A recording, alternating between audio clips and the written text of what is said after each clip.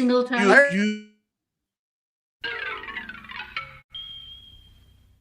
Just a bunch of whiny bitches. But that's all right. It's me and you. Me and you. We got a special kind of friendship. Special kind of friendship. I'm not your friend. Not your friend. Sure you are. Sure you are. Fishing buddy. Fishing buddy. Love it. Oh my God, that's Anima and me before the show. Right. Sure you are. Fishing buddy. Fishing buddy. And we're all very happy that you don't pull the trigger, Anima. Thank you very much for not pulling the trigger. How are you? Oh, good God. Oh, it was fun hanging out with you last night. That was fun. Yeah, man. We had a lot of fun last night. That Tuesday night show was just about having fun. But I could at least hang out for like an hour with you at night. You know, I'm usually busy that time of night. But it was wind down time. It's wind down time. So I'm like, hey, they're fucking streaming right now. I could go say some fucked up shit on his show. Easily. On his channel. Get him on that show. Get him in trouble. That's it. Get me in trouble. I'm looking forward to not missing I'm the drinking late during shows that anymore. show. I'm sorry. Go ahead, Anima. I said I can't wait until I'm not having to miss all the late shows. I miss so much because of time zone bullshit. Well, that video game show, anybody will tell you, I have a few cocktails and have a lot of fun. Oh, yeah. And, you know, that's my drinking show right there. I don't drink on the other shows, but I drink. Actually, Martin snitched on you once when you weren't showing up for Military Monday. And he said you were getting plastered last night. Oh, yeah. Oh, what the Super Bowl. That was the Super Bowl show. Oh, if you guys He haven't totally watched snitched. the show after the Super Bowl when my team won and I was half in the bag, that was a lot of fun. Yeah, you had no voice for a couple of days. Yeah, he lost his voice. He was I did. like an old lady. Oh, I was yelling at the screen the whole time, man. It was ridiculous. I had to watch parts of the Super Bowl with Gary, and it's so boring for me. So, an old friend of mine, and I'm sure some of you probably know who this guy is. He's an old pro. This guy is just a funny dude. I've known him for a long time, John Delaroz. And he's one of the biggest critics of DEI wokeness and leftism in Hollywood and entertainment. He's a comic book guy too, isn't he? I follow him on Substack. We worked we met in a professional comic book group that I got invited to by none other than Denise and I almost said John Alvin. The fucking Dave Dorman. Because I've been friends with Dave Dorman and his wife Denise for a couple decades. I've known them for a long time. Okay. And they're wonderful people, just wonderful. And so they introduced me to this group. It's a private group on Facebook of basically conservative thinking professionals in the industry. And we're kind of bitching about what's going on. And one of the guys in that group, I can't say who it was a spy who was still working heavily in a major publisher. I can't say the name. And he was the one reporting everything to us that was happening live, like that day. And we were like really caught up in that shit. But I've met a lot of guys in that group, you know, and one of the artists, the guy who worked on the Bass Reeves comic was in that group. He and I got into a shitting contest one day because he says, you know, we got a shitting contest. That's where you're kind of throwing shit at each other. It's a joke. Turn of phrase. Meaning having a fucking fight, an argument, but no punching, just throwing shit at each other. And it started because he said, our country is a Christian nation. I said, it's not that I don't mind that being said. What bothers me is which denomination are you referring to? Oh, boy. Because as a Roman Catholic, I don't want a fucking Protestant or a Baptist in particular fucking telling me what is and what isn't. I've got a problem with that. And he, of course, is a Baptist. And he said, fucking Catholics, you're the next best thing to us being a Satanist. And then another buddy of mine jumped in. You might know this name, Graham Nolan, jumped in. Yeah. Mm-hmm. Going, whoa. And then my buddy Mike Harris had to intervene in this argument. He's, come on, guys. we're all on the same team here. I said, no, but we are conservative, and I will take that. So I'll look at that. But you fucking start that Christian shit with me, motherfucker. But anyway, so John, good friend of mine, love this guy. So he wrote this. Disney's entire agenda has been about emasculating men in their recent fade. Daredevil, Born Again, has Wilson Fisk crying 2 times. Punisher, One Last Kill, has him crying within the first 6 minutes of the episode. They're punishing what they consider, quote, toxic masculinity, end quote. And it's intentional. This is why their ratings are terrible in these shows, though, because people who want to watch superhero action are primarily men. It's majority men that watch this stuff. This is the dumbest business decision ever made, and I agree with him. So I responded and I said this. I said, I am so fucking tired of this shit. I spent years surrounded by warriors. Most cried, but did so alone or with a friend. They keep it private, not out of shame, but because warriors don't share pain. It's a private and not for getting attention thing. Because most of the crying they show in film and shit is attention-getting crying. You know, where you crying in front of people. It's fucking bullshit. That's not the case in The Punisher. I just got done watching that. I don't know. I haven't seen it yet. I downloaded it. Well, the context is he's having a mental break in the opening of this scene where his Marine buddies are laughing at him. They want to show, you know, it is a form of emasculation showing. Yeah, like that. It is. Oh, like, no doubt. I don't dig that shit. I don't dig that. PTSD. That's all that they are doing right now. Hollywood doesn't know that. Man can't be masculine anymore. About post-traumatic stress disorder and how it manifests. And for Hollywood, if not for Dale Dye and other filmmakers that worked with him, they would still be showing Vietnam veterans as miscreants. I'm telling you, they have PTSD after they stopped their toe on the bathtub. They have no clue. I played a video game and I got PTSD. One fucking asshole. That journalist. The journalist with the gun. He went out there and he fired a gun and he said, I got PTSD from it. Yeah, I know. That's exactly where I was going.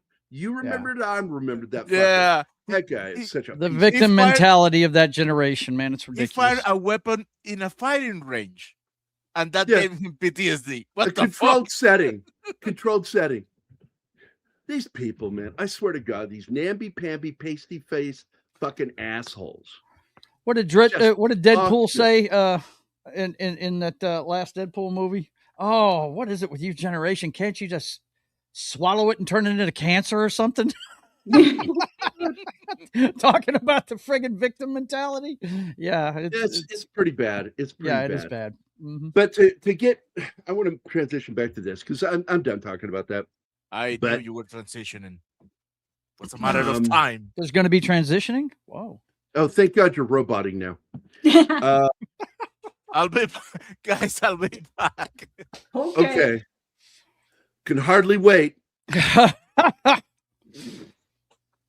So yeah, I watched this today, Gary. I don't think we can do a show now that Martin's gone. Right.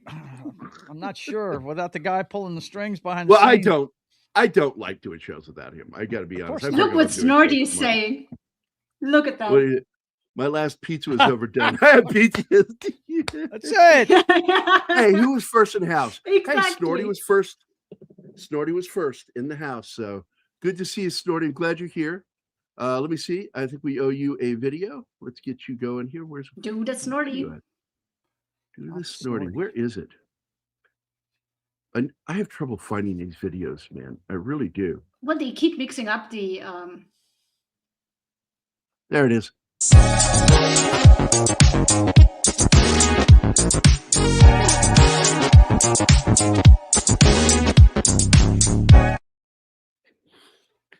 Very cool. Very cool.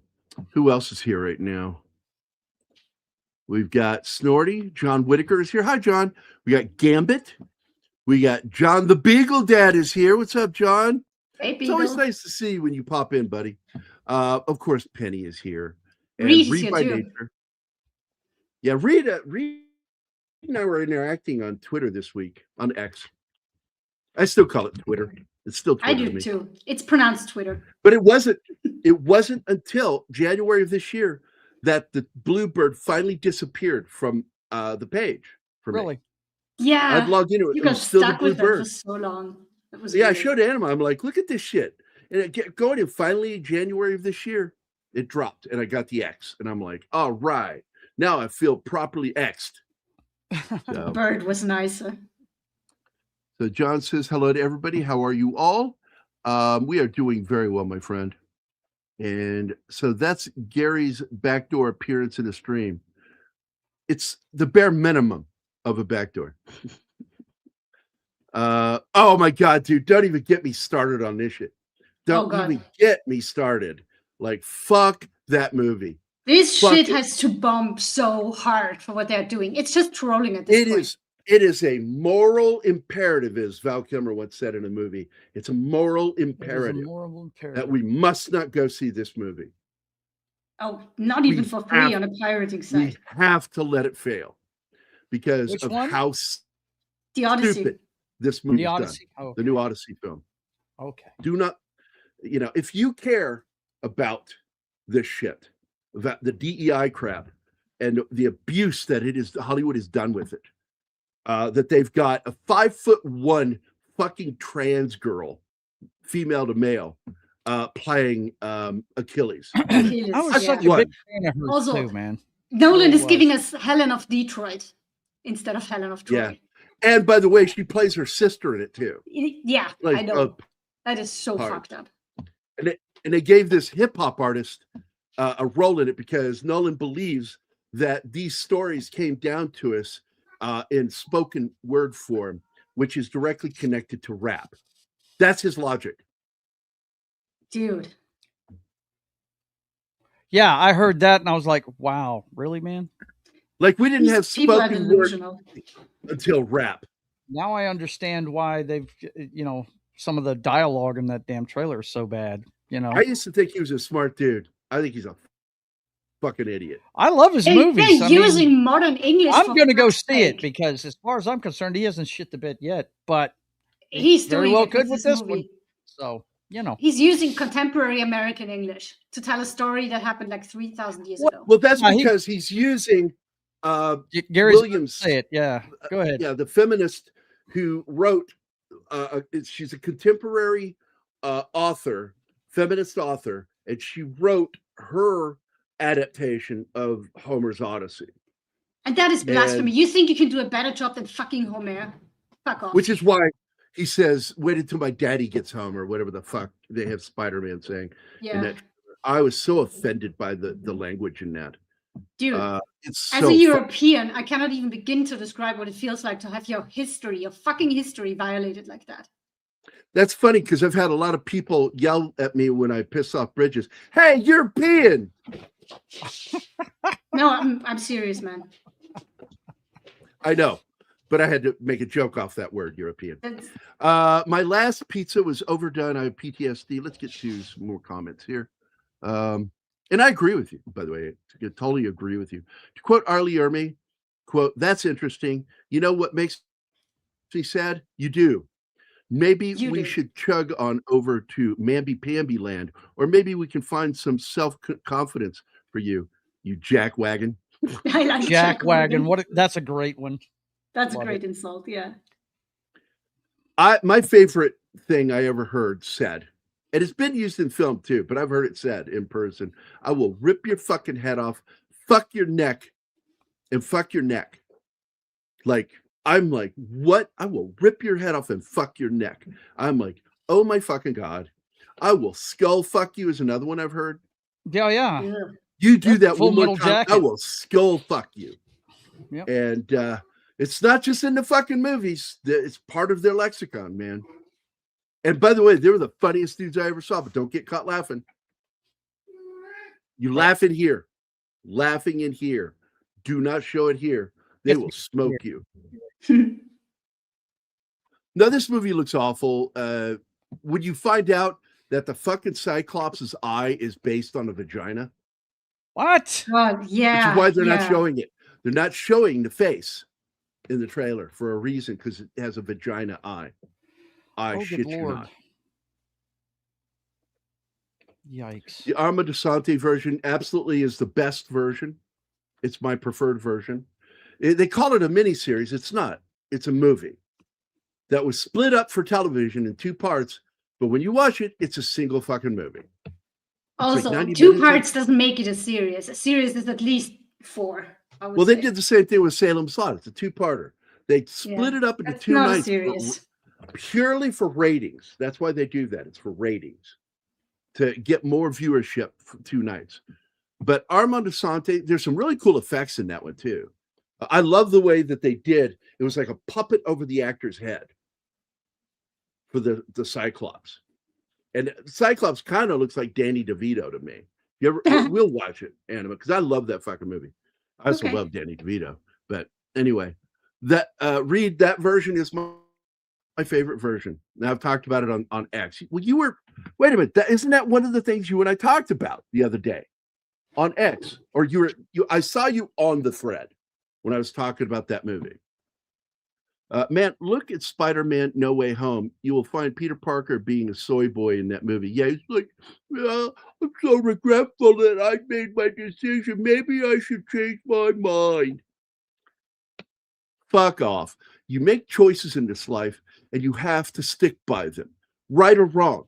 You have to stick by your decisions. Own them.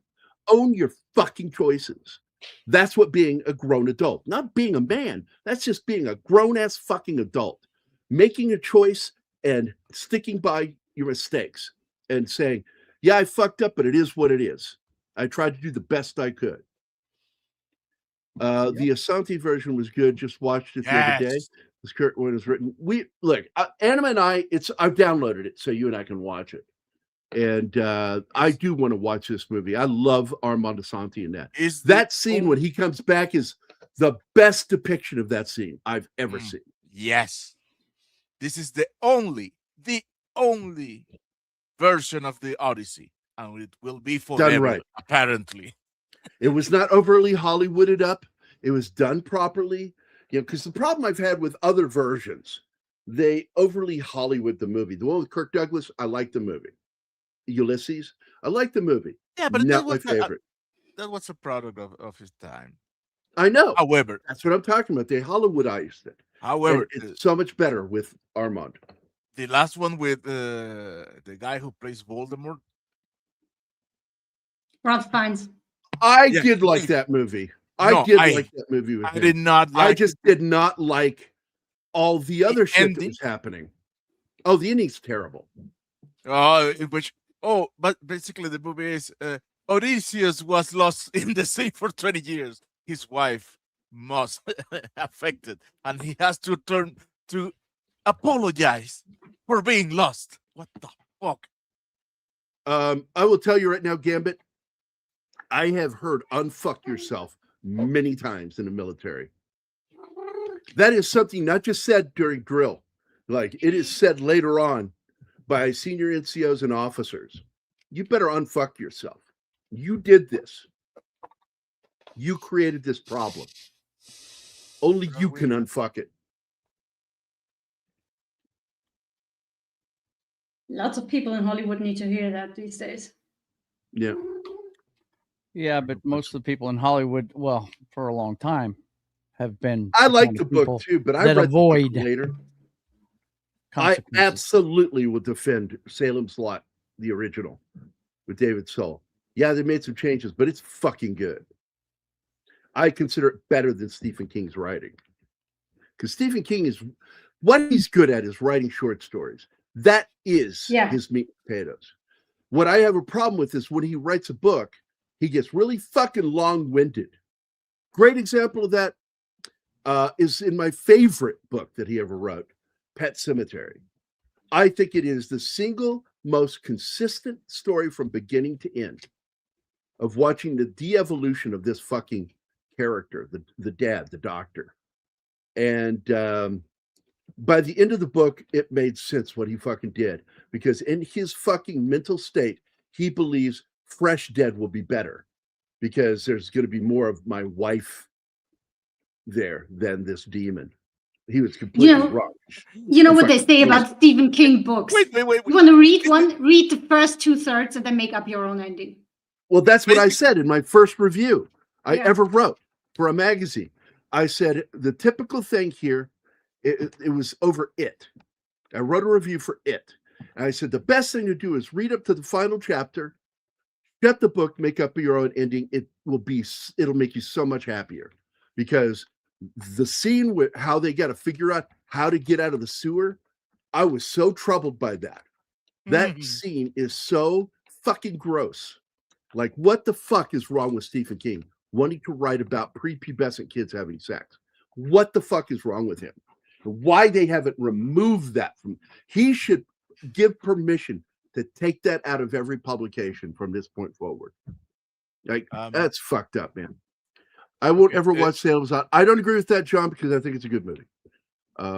What, Martin? So what you were telling about the doctor in Pet Sematary is basically he's a commie. This time it's gonna work, I'm sure. Yeah. This isn't communism. This is democratic elected communism. Yeah. It'll work this time. I thought I taught I had a putty tat. I love that one. That name sounds like royalty. Are you royalty? Bullshit. Oh, yeah. My favorite when it gets used, it's still used. I guarantee you they're still using it. Where are you from, boy? Oklahoma. Only 2 things come from Oklahoma. Montana, Texas. Steers and queers. Yeah, it doesn't matter what state it's from. Are you the kind of guy that wouldn't have the common decency to give your boyfriend a reach around while you fuck him in the ass? How do you answer that? Like, you can't. They're asking you impossible questions on purpose just to get in your fucking head and tear you down.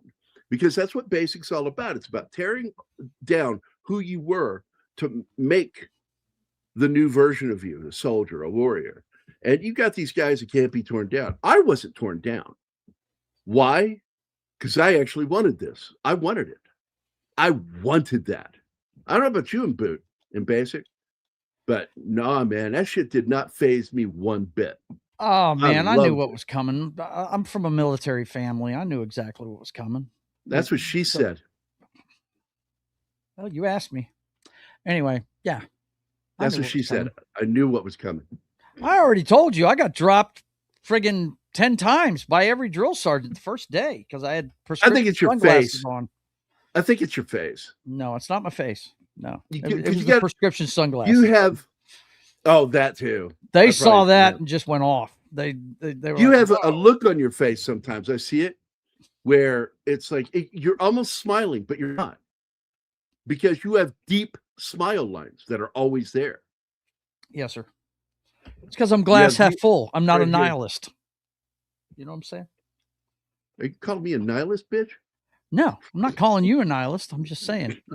I'm getting a little. It's on my mind lately. I just got done watching that Punisher show, like I said, and it's pure nihilism. It's ridiculous. So, well, the whole point of what I said is read to that last chapter, close the book, and make up your own ending. It will be much better. At the end of it, it's fucking Gamera versus a space spider. That's all it is at the end. I fucking hated that book, the end of that book. The movie is so much better, the original movie. And I also like the first It. My Muzzietti or whatever his fucking name is, the Italian guy. The best version of Pet Sematary, South Park's. I also think that's why Tim Curry never did the audiobook. I recall him lamenting at Con that kids just aren't protected in the industry. God bless him for saying that, because they're not. I was just talking about the shit that went down at Nickelodeon and how Jerry Traynor, the older brother in the show iCarly, was their protector. He saw it his job to protect the cast from these fucking perverts at Nickelodeon. I'll bet you're the kind of guy. Okay, that's the one I was talking about. We don't have to read that one. Yeah. Now, this chick, Anima and I watched that interview, and the way she got this part was really kind of cool. She showed up wanting this role. She wasn't somebody they were looking for. And do you want to tell the story, Anima, or you want me to? No, you do it. Okay, so she shows up and she chooses to do that scene in the kitchen with Bill Paxton when he says, how did he phrase it? About like, well, you didn't think I was too forgot, I'm young sorry. when you decided to fuck me when I was 17. 17, yeah. Mm-hmm. And she does that scene and like Craig was like fucking like, oh yeah, you've got the part. Like nailed that scene. And she's perfect in this movie. I got to tell you, she looks like somebody who's done a lot of fucking drugs and been fucked one too Her many death times. shocked me in the end. I did not see that coming. No, nobody does. Like I sat there and watched this fucking movie, and I want to point out that this movie really was the beginning of modern independent film. This movie launched that shit. It also launched Bill Paxton's career. He'd already been acting. I knew who he was. You know My what? dad I and I think were in an fans. alternate universe, this could have been Al Bundy's origin story. Oh my God. Oh my God. Am I wrong? No, but also you're not right either. That's like, boy, that ain't right. You ain't right in the head, boy. There's something wrong with you. That's what I thought, man. When I was done watching, I was like, wow. That's No, Al really, Bundy. there's a scene also where they're at the picnic bench having lunch, and you got the two LA cops, the black guy and the white guy sitting there, and he just casually drops the N-word, and his wife kicks him under the table, and he goes, what? And then he goes, oh, when he realizes, he goes, oh, I'm one so sorry. sitting here. Hey. Yeah, it's like, no, there's not one sitting here. Exactly. Well, you know what I'm saying. Yeah. Like what the fuck, dude? You just like, you're worse than him. Man, you know what though? Let me tell you something. I was around I mean, we were never allowed to say that in my house at all. No. My dad, military. No. But same here. My dad mother would not let that word. was married. Her second husband was brought up in southern Alabama, and dude, yeah, it was nothing for him to drop it. And I always told myself, I said, man, you know what? He was brought up in a different generation at a different time. You know, don't give him any grief about it. You know, I told you, my uncle was visiting, and my family were driven out of Tennessee because my uncle and my grandfather ran a construction business, and they hired white and black laborers. And when the white laborers learned that the black laborers were being paid the exact same wage, they fucking threw a fit. And my grandfather and my uncle refused to pay them more or pay the black men less. And next thing you know, they threatened to burn a cross in the front yard. And Grandpa was like, bring it. But then finally he thought about the women and kids. My dad was one of them. And they just packed up a truck and a car and got the fuck out of town during the night and left and went back to Illinois, where there was a lot less. Not that there wasn't racism, a lot less. But now that's my Uncle Harold, I miss that man every fucking day. I love that man. And he shows up to visit me one time out in Virginia. And he's sitting down, and I've got a black roommate, Kennard Williams. And Kennard really liked my uncle. But then there was this one moment. He says, well, I got to tell you, Gary. He says, Virginia's changed a lot since we used to live here.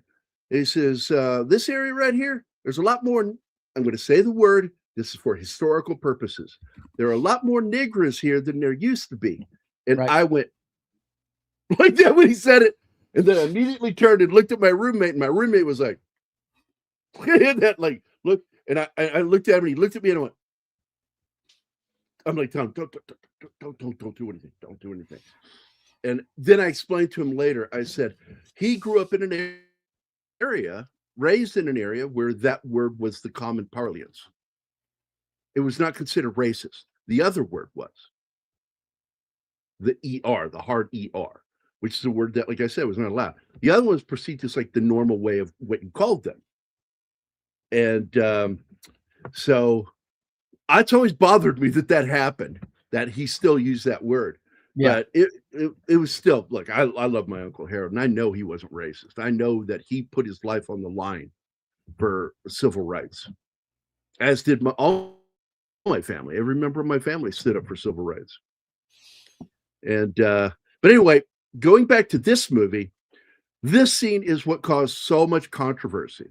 In fact, the females that worked at the studio, when they went in to see this, some of them were just shaken. Like, no, they didn't like it. Some got up and left. It was so violent. Yeah, it's pretty rough. Real.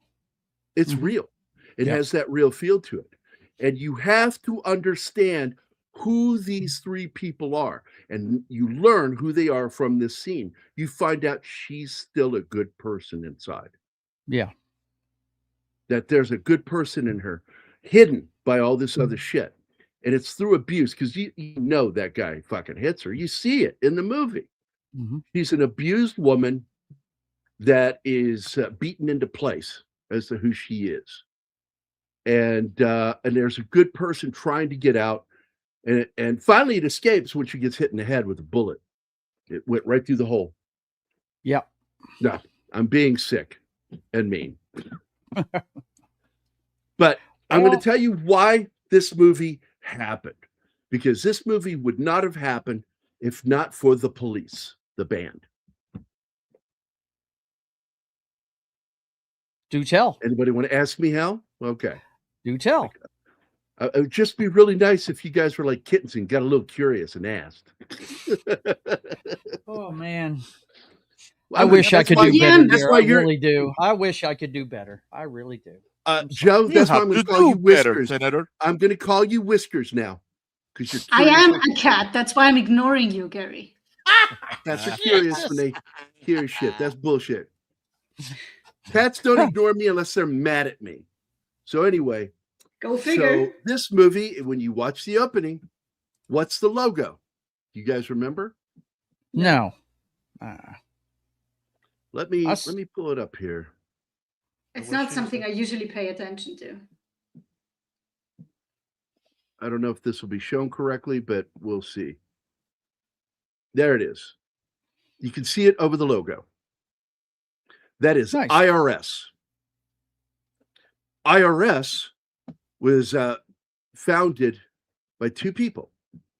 A gentleman that named Evans, I think his last name was Evans, for A&M Records, because Miles worked directly as the manager of the Police. He's also Stuart Copeland's older brother, the drummer for the Police.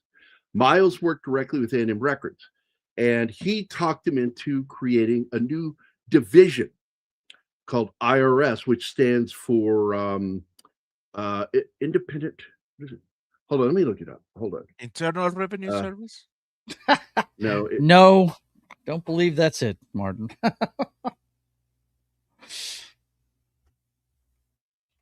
IRS Records presents The Cutting Edge. They represent a lot of fucking bands, but I'm trying to find the meaning of the word because it should be on this page somewhere. But they didn't represent the Police, but it wouldn't have happened if not for his being the manager of the Police. Right. And he created this company with them. And one of the first ventures that they did outside of music was to start making shows for MTV, which was IRS Records Presents The Cutting Edge. And that was it. From that point forward, they started looking at trying to get into film. And but I'm just going to give you some of the bands that they represented: The Alarm, The Bangles, Berlin, Black Sabbath, The Buzzcocks. Nah, nobody cares about them. Belinda Carlisle, Concrete Blonde, The Cramps. Cramps. Wow. They represented the prog rock band Marillion, which used to be a Genesis cover band.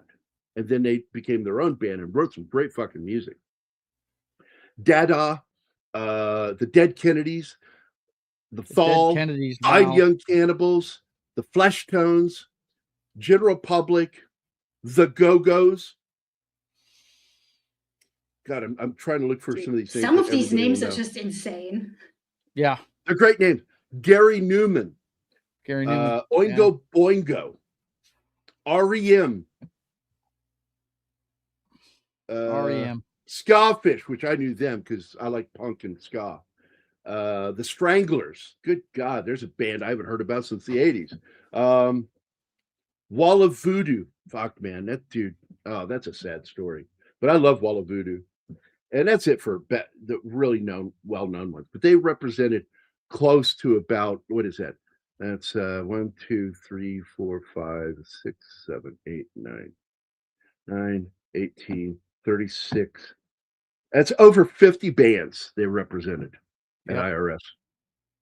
And they just did some amazing work. And then they started getting into film. And this was the first major film they got involved with.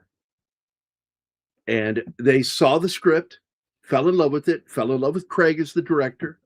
And of course, he already knew Billy Bob Thornton. And Billy Bob was going to write this story and then also be in it. But they weren't sure which character. Eventually, it fell onto the character, which I think was perfect for him. And in the film, Billy Bob plays Ray Malcolm from Arkansas. You get that thick old Arkansas accent. Then you got Michael Beach. Now, what's interesting is you got Michael Beach and Billy Bob, who are two regulars with Taylor Sheridan. Now, Michael Beach, which one is he? Is he the his partner? Black guy. The good looking black I was guy. calling when I was watching it, I was calling him Grey's Anatomy because my wife watches Grey's Anatomy like crazy, and he's in that show after about the 10th season. I've never watched it.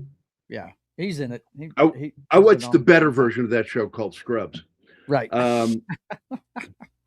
Now, Cynda Williams, like I said, the way she got her part was to go in there and audition. She lied to the director that she was going to be doing an interview with him. And she lied completely. She did not work for that magazine. She got there to audition. And he was impressed that she had gotten away with this and fucking let her audition. And she got the part, man. And she owned that part. Good for her. You got Earl Billings as Detective John McFeely, and you got Jim Metzler as Detective Dud Cole. Now, what's interesting is these guys aren't really antagonistic cops. No. But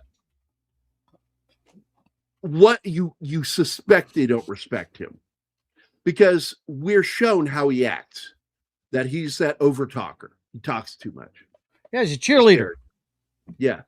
Chief Dale Hurricane Dixon. He's a good old boy that grew up in the South, and he's like, just always trying to be your friend, man. He wants to be your friend, works too hard. And there's a little bit of hero worship when it comes to these two when they show up to his These two, he does. Mm-hmm. And so he even says, I was thinking about maybe, do you think I'm good enough to go out? And the cop, Dud Cole is like, I don't know, you're good here. You were so good here. They need you here. He doesn't want to have to say the words.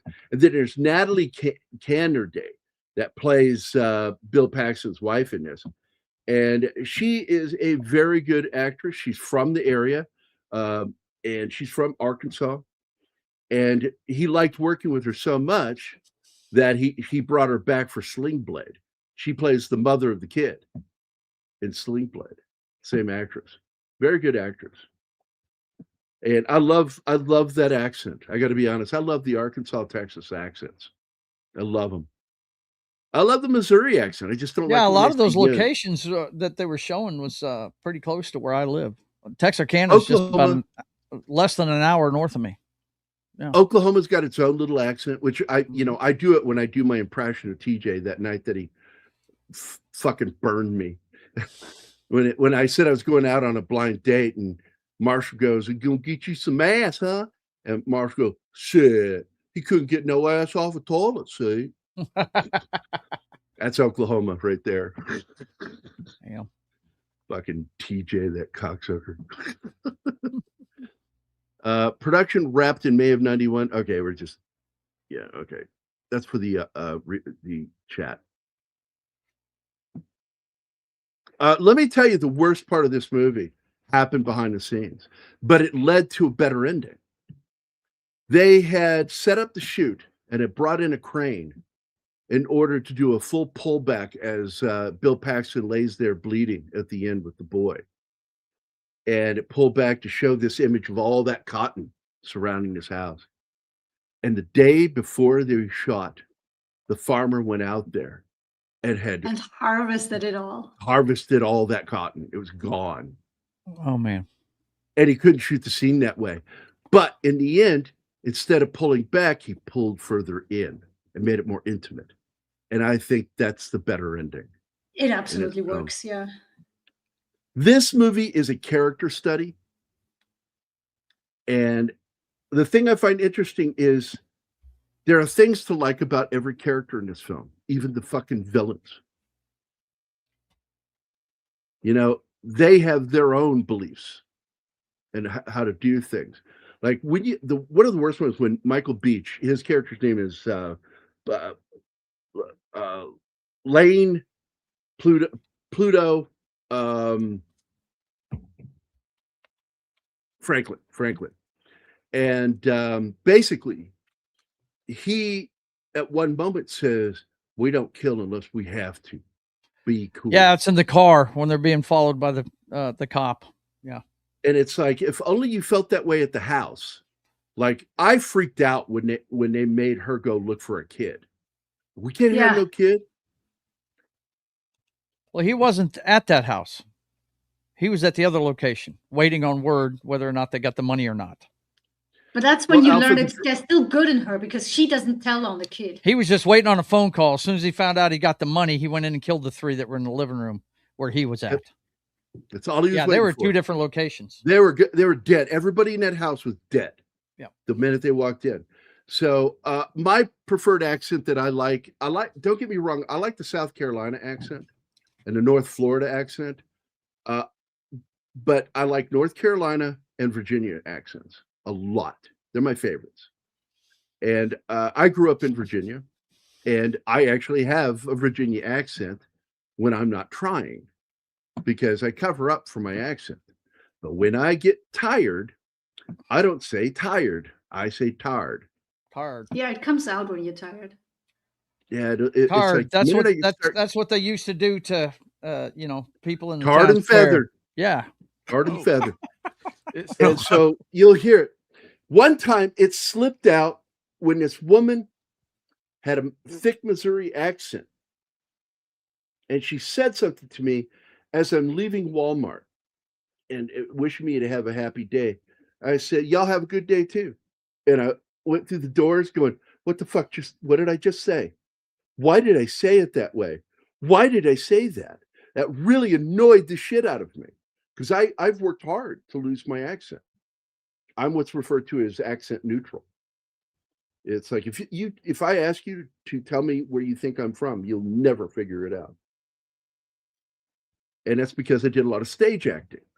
And stage acting, you learn to control the way you speak, and you do accents. And learning to do other accents helps you lose yours. Yeah, I get asked a lot down here in Louisiana, even though I was born here and raised here. I get asked a lot where I'm from. Yeah, well, it's because of my northern parents. My dad's from Boston, Massachusetts, where they park the cows in the yard, and there's a little bit of that in there. Aston. And then my mom's from Maine, so yeah, I don't have a true Southern accent. It comes out a lot, but George Carlin. I got a Heinz 57 accent, so yeah. George Carlin said it best about Boston. He says, "I had a heart attack in the backyard." Yeah, a heart attack.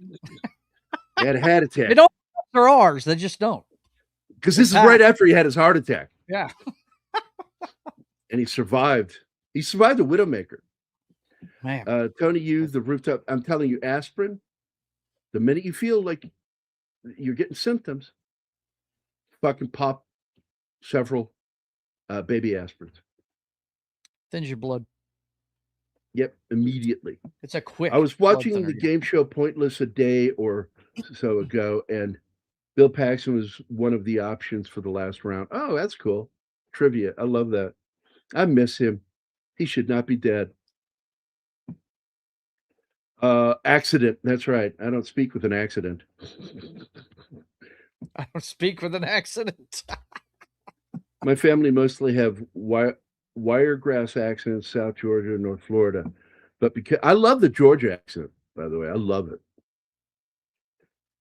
People from Atlanta, they have the softest, and that's the accent that they're kind of poking fun at with Foghorn Leghorn in the Warner Brother cartoons. I say, boy, what's wrong with you?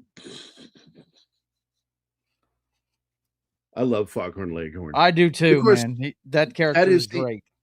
The accent that Val Kilmer chose as Doc Holliday is the exaggerated Foghorn Leghorn Georgia accent. Right. Listen to the way he talks and think about Foghorn Leghorn. It's funny.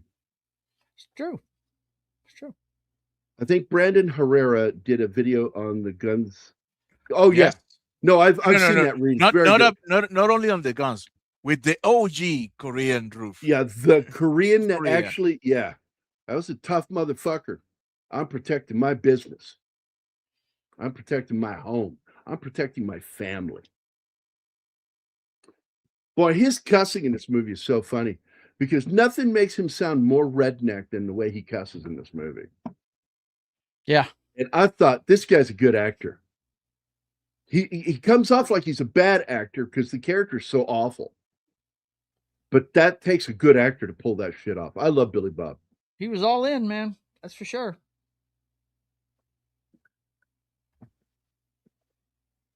Speaking of two villains in this movie, as you mentioned, there is the black actor from True Romance by Tony Scott named Michael Beach. Well, yeah, that's who I was talking about a minute ago. I brought him up. I've talked about him like 3 times. Harrow? Yeah, he plays Lane Pluto Franklin.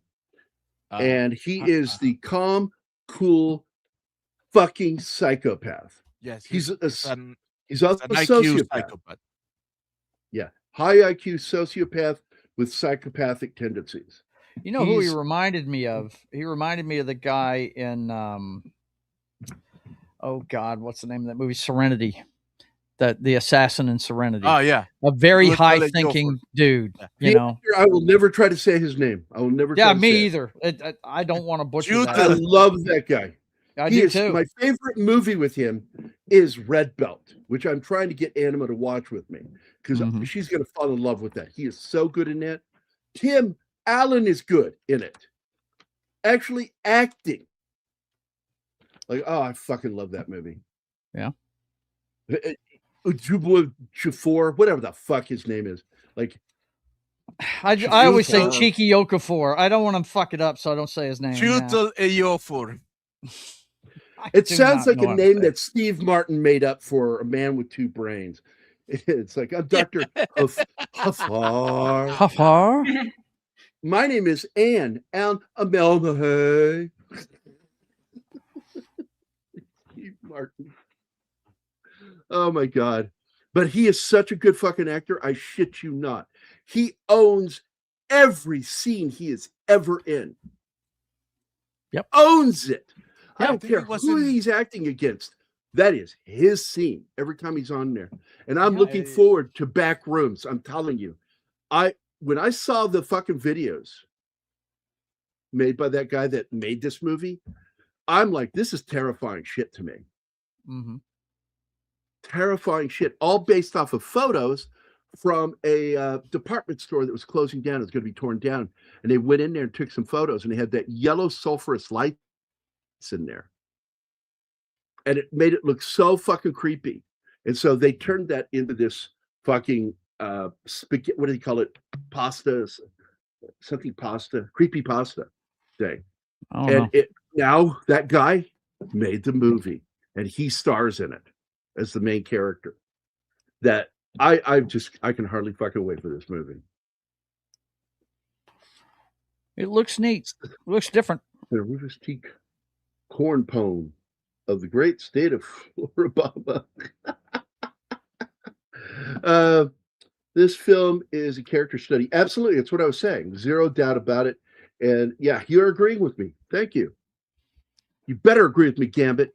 Damn We're it. friends. You better know what's back good me for up, you. man. You know what? You know I'm not going to threaten him. I know what's I good love for you. old bridges like this, man. Like you go across shit like this when you're going down to Louisville. You Hey, go across like 3 bridges like this. but where's the From here. Mothman? Oh, that's over a little bit, but yeah.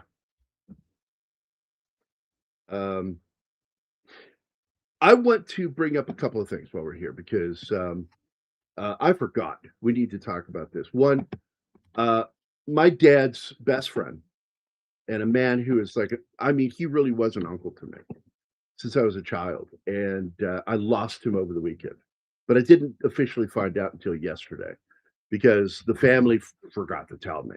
They told me that he had received his last rites and went through all the Catholic ceremonies for death. But nobody said he is gone. Finally, one of my childhood besties found out that I didn't know, and he goes, "Oh yeah, man, I'm sorry you're finding out this way, but yeah, he died on Sunday." And I'm like, this man was a lot for me. He is the person I share my music with before I share it even with Anima. Right. I that guy has supported my art and my music for decades, and just been the best uncle a guy could ask for.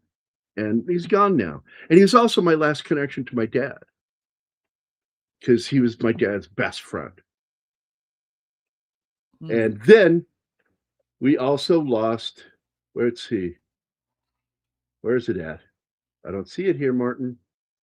What? It must be in the other group. Let me go to main shows. I want that fucking video. Nerds. Oh yeah, I heard about that last night. I've got to get an article for that tonight. Where Thanks the for fuck's the reminding me. video, man? I don't know what you're talking about. It's The Nerds Ogre one. from Revenge of the Nerds passed away. Oh. He's Jean-Claude Van Damme's buddy. In Bloodsport. In Bloodsport. And Bloods. He also reprises the character in Bloodsport too, even though Jean-Claude Van Damme's not in it. Here he is. Yep, he passed away. Fucking love that guy, man. He was only 71. That's too young. Yeah, it's pretty young. Yeah, if you're not in your fucking 80s, you died too young. Mm-hmm. So here he is overselling himself again, and it's sad. Oh yeah. And the cops seem to just be tolerating him. But what sucks is when they begin to talk behind his back and he hears it. Yeah, that's a heartbreaker, isn't it? Yeah.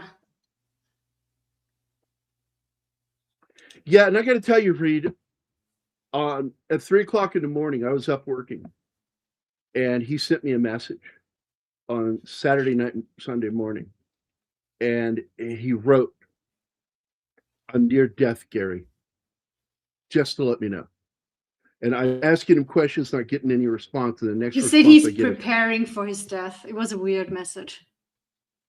And then no reaction anymore. And I have the fucking thing. I just show it here rather than trying to remember. Donald Gibb died too. Yeah, Donald Gibb. That's him. He very good actor, character actor.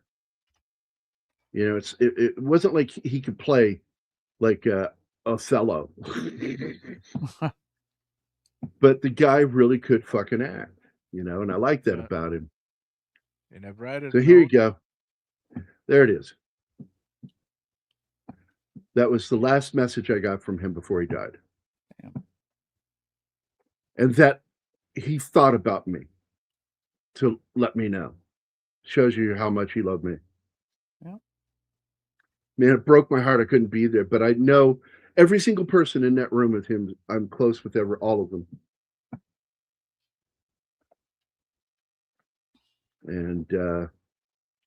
And I found out that he was dead while doing the show on Monday. Bummer. I was like halfway through the show, and I'm like, how am I going to finish the show? I don't know if I can do this, you know, but I pulled it out. I feel like I did an okay show. You did fine. You did, but You should just stay out of your messages for the duration of a show. It's just a distraction anyway. I'm not waiting on stuff like that. When I see who it's from and it was said his name, I'm opening that message. I love that man. Loved that man. Still you do. Still do. Yeah, that doesn't go away. I still love my mom. She's been gone 7 years. His parents being middle class LGBOs, probably he's talking left about you two. Nigeria. Oh. Well, he's a good fucking actor, man. That's all I got to say. And his martial arts are fucking good. Wasn't he in Love Actually too? Yeah, he's in that. Which I like that movie. I Romantic comedies, man, they got to be a certain way for me to enjoy them. BRB. Bucket. Yeah. Bottle. Oh, that requires more control. You This is the man, you kind of can do shit- that. The house you see in this film is the kind of shit you see rurally here in Missouri.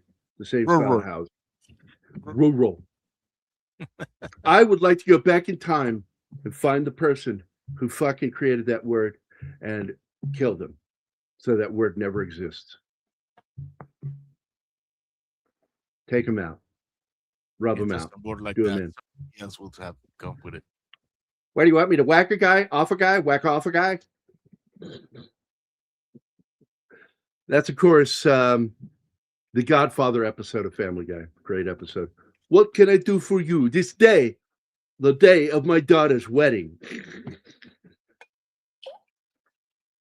It was like night and day over there.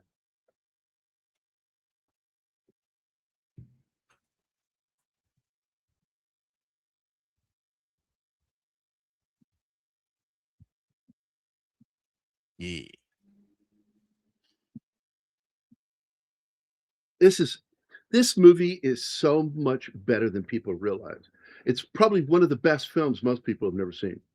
It's rough though. No question about it. But I don't go to a movie to be placated and baby. I go to see a fucking movie. And if it's a crime thriller, I'm okay with them being realistic. I'm okay with it. I accept the parameters of what it might take. And this movie pulls no fucking punches. Some of the stuff is just a little too fucked up for me. Like when he suffocates that one dude by taping his head into Oh a plastic my bag. God. Oh my God. That is so intense. Putting Yeah. taping that plastic bag over the And guy's just head watching him. and watching him. Yeah. What a monster. And that's what Craig was trying to say, and both him and Billy, is that this is about some very bad guys, and you have to understand why they have to die. And then you They have have to die. and some years after you have Bill Paxton doing the same thing when he's playing a serial killer based on BTK. Frailty. Yeah. Frailty's No, a no, good no, not fucking frailty, movie. not frailty. When he played, the chief did the thing. He's a scout leader, but it's a serial killer, and he kills his victims by It's Bill suffocation. Paxton? Bill I'm Paxton. sure it's yes, I'm sure it's Bill Paxton. Because I am not remembering. Well, let's take a look.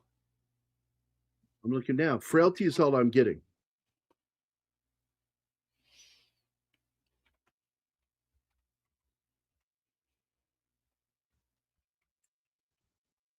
That's all that's coming up, buddy. I'm not seeing anything else with Bill Paxton. Okay, I'm looking for it.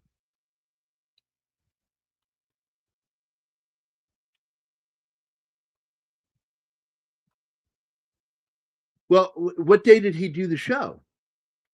Oh, dude, you're asking me to remember things? Are you out of your mind? You've got a better memory than me. No. At Tuesday. Yeah. Like, I bet you $10 you've never forgot to wipe your ass. I have. Who's in it with him? Martin? Can't remember. Oh, are you talking about the movie Texas Killing Fields? No, You did that like 8 days ago. No? no. 'Cause that's a good movie, by the way. It's based on the real case down there.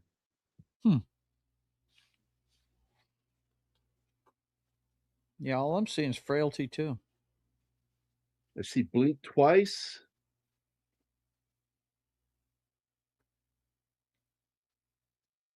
Oh, I'm really loving to Clove going through Hitch. the.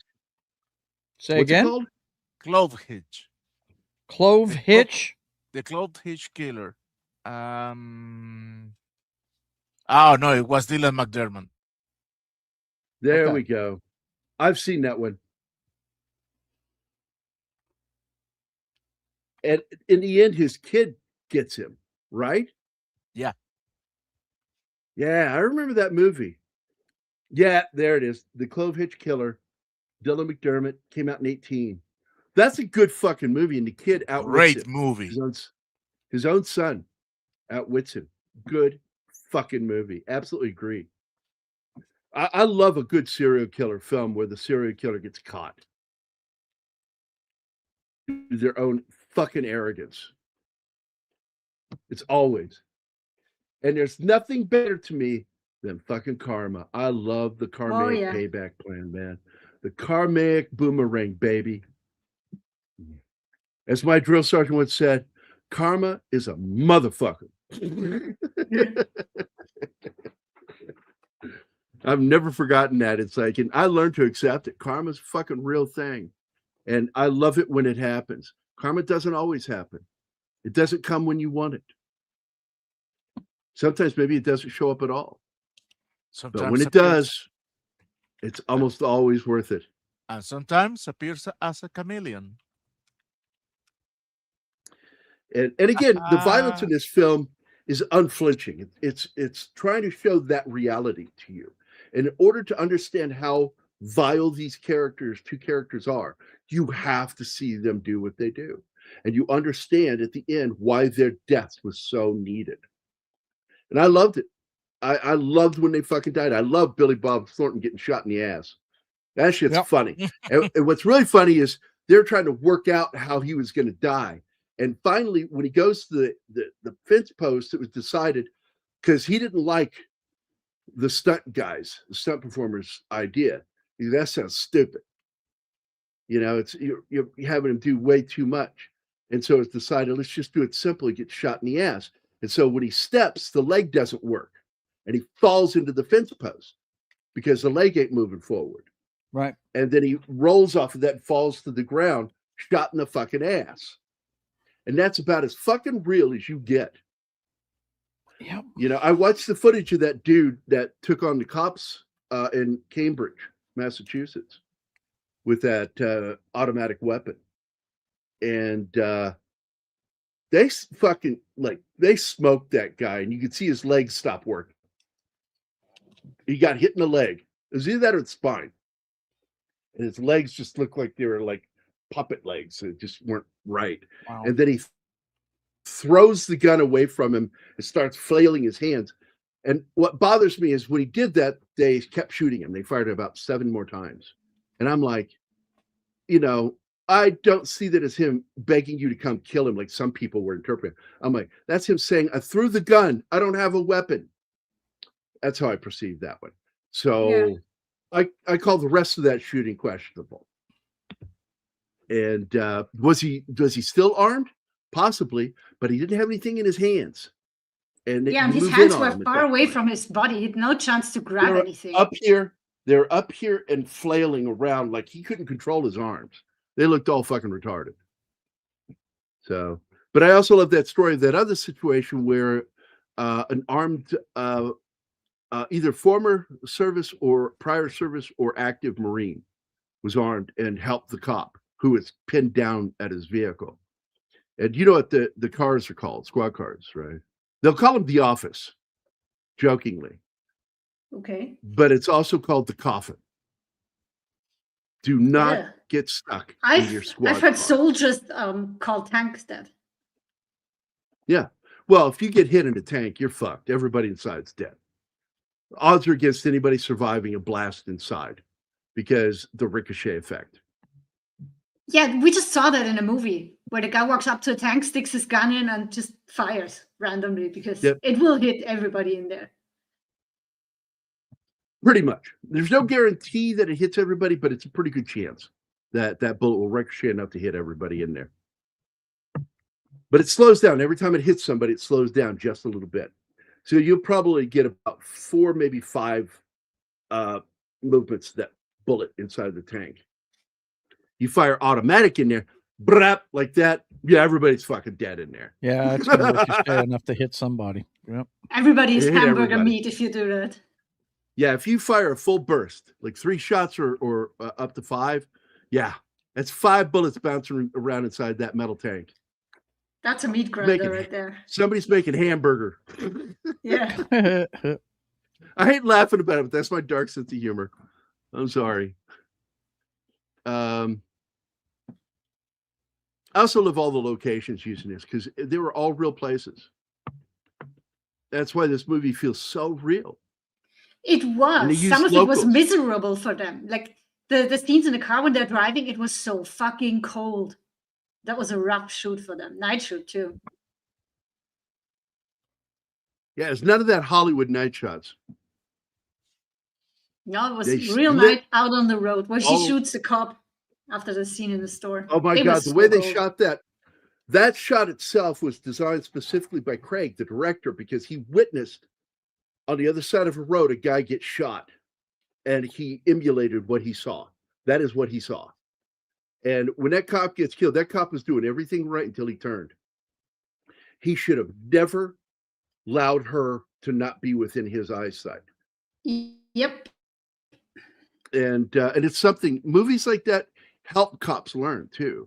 When cops see that, they'll go, you need to watch that scene. You know, this is why you have to do this. This is why you have to control the situation. And you want everybody within your field of view. And you don't want anybody coming up to your side or back. And so when he turns and she's already got the gun out and shoots him, it's sad because she didn't want to do it. And She was in she's that shocked position of after having to that. do it. Yep. Oh, she's so broken by the end of this movie as a character. I think dying was a relief for her Probably. because all she wanted to do was get back to her kid. She didn't want to be with these 2 guys. She wanted to go home. And she was trapped with these guys, these monsters. And there's the cop. He gets a funny feeling, that gut feeling. I've heard about cops after cops that have that thing. You know, something's not right. They're acting weird. They're acting hinky. There's a guy as what's his name did in Marshals, U.S. Marshals with Tommy Lee Jones. And I think he did it first in The Fugitive. He said hinky. He's acting hinky. Yeah. Yes, when they're getting into the federal prison. Because he gets mad at him. And Tommy Lee, What does that mean? What exactly? It's weird. Why don't you just say Weird. weird? Tinky. Why don't you just say it's weird? It's just look. It's an old slang adjective that describes like somebody's acting suspicious or dishonest or not being honest. They're behaving strangely. You know, that's the word hinky. It's an old fucking word, been around for over a century. You know, but I love that Tommy doesn't like that. The other thing, there's another scene that was done in The Fugitive that I really liked, is the guy that escaped with Ford when he catches him and fucking kills him while he's holding the young kid hostage. And he goes outside and the kid's there and he's got that ringing in his ears from having the gun go off right next to his head. He says, how's the ear? Can you hear yet? And he goes, still ringing. He leans into the other ear. He says, can you hear me? Yeah. I don't negotiate. And walks away from him. Fuck. That's a good scene. I fucking love Tommy Lee Jones, man. He's in my top 10 favorite actors of all time. Max von Sydow is in there. It's odd. As big a fan of Harrison Ford as I am, not in there. Al Pacino is in there. trying to remember them all. Max von Sydow, Humphrey Bogart is in there. Jimmy Cagney, Lon Chaney Sr. is on the list. Sam Elliott. Oh yeah, definitely. Charlton Heston. What did you think of him playing the part of Mark Antony in that delivery of that fucking speech? Oh, that was awesome. Wasn't he fucking great, man? Marlon So Brando intense. delivered it. Marlon did that same scene in his version, and I don't think it's very good. He's a good actor. I don't think he was good as Mark Antony. Charlton Heston, the seething between his teeth when he's delivering certain lines, and the intensity. He's an honorable man, but he's an honorable man. You know, stabbed him, took his life from him. But as I've said, Brutus is an honorable man. Oh my God. And within minutes of the speech, which the big mistake, Shakespeare had it take place the day they killed him. It's not. It took place 5 days later at the funeral when he did it. And he pulled up the cloth with the blood for them to see the holes and the gore from those stabs. Oh my God. By the end of that speech, it was a full insurrection. And those men's lives were over. And if they didn't kill themselves, they were executed. So here's the scene. And it's so well lit because he's lit by the car, the lights of the car. And it's such a fucking scary moment, man. So many cops go through this. And I get so sick of these weird constitutionalists that, what do they claim? Sovereignty? Sovereign It's citizens. like, you know, fuck off. You live in an area. Well, guess what? You're subject to whatever laws they have in that immediate I'm not area, driving, I'm whether you like it traveling. or not. Yeah, I'm not driving. It's the And like stupidest you shit I've said, ever heard. the mistake You know, when they he start makes that, is- they should just drag them out of the car and put them in cuffs. Oh, absolutely. Break the glass, drag them out, beat the shit out of them. And it's sort of like that old joke, that cop joke. I've told it on here before, but I'm sure people here haven't heard it before, where it's a Chicago cop and he pulls over this guy and he says, hey, do you know why I pulled you over? And he's, yeah, I didn't stop at the stop sign. He is, yeah, he says, but it's obscured and I didn't see it till I got right up on it and I tried to stop. He says, yeah, but the thing is, after you saw it, you didn't stop. He says, yeah, but I slowed down when I saw it. I tried to stop and I slowed down to almost a stop. He goes, yeah, but you didn't stop. You did a rolling stop and you can't do that. He says, that yeah, was but the come first on, ticket man. I ever got was a rolling stop. Yeah. He goes, slow down and stop. Really, what's the fucking difference? And the cop says, sir, would you step out of the car? So he gets out of the car. He says, would you place your hands on the hood? He's like, oh, shit. Okay. So he puts his hands in the hood and he pulls out his nightstick. He starts beating the shit out of him with it on the head, just whacking his head. He goes, now, do you want me to stop or do you want me to slow down? Taught that guy the difference. Right. There's a fucking difference. Evil that men do lives after them. Yes. 1920s. Wow, it's an old word. Hinky. It's hinky. After screening at festivals, the film was championed by critics such as Sheila Benson. I know Roger Ebert did because Roger and I talked about this movie. One of the first conversations we ever had was about this movie. I was talking about films that had real heavy impacts on me visually and emotionally. This was one of them. The other one is the movie Coma. And I told him, I said, the cool part of that is that I was a kid, I'm sitting there with my dad, and I'm so, the intensity of the thriller aspects of that. Michael Crichton at his best, dude. And I'm like, oh my God, I'm going to have. Crichton. That was Robin Cook. Michael Crichton was involved with the. Oh, I thought Crichton was the one that made the movie. Oh, wrote it. I'm thinking about the book. The book is by Robin Cook. The adaptation. I'm talking about the movie. I'm describing seeing the movie. So I'm not talking about the book. The Genevieve movie Bujold which is the a gorgeous woman, and Michael Douglas is a great actor. That's a great Oh, movie. Douglas was so good in that film. Yep. That is not the one I want. That's the Russian one. Fuck that movie. 1978. There it is. Let me see. Michael Crichton directed it and wrote the screenplay based off of Robin Cook's book. And Crichton intensified some of those scenes. It's a medical fucking thriller. So, of course, Michael Crichton had to get involved. According to an LAT article from 13th August 1992, the film was completed on May 19. Yeah.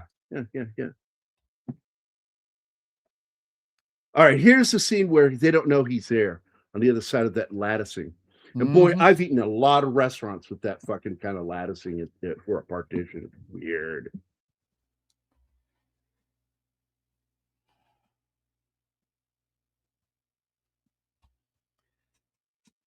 I'll tell you what I love from Russia is the fucking dash cams.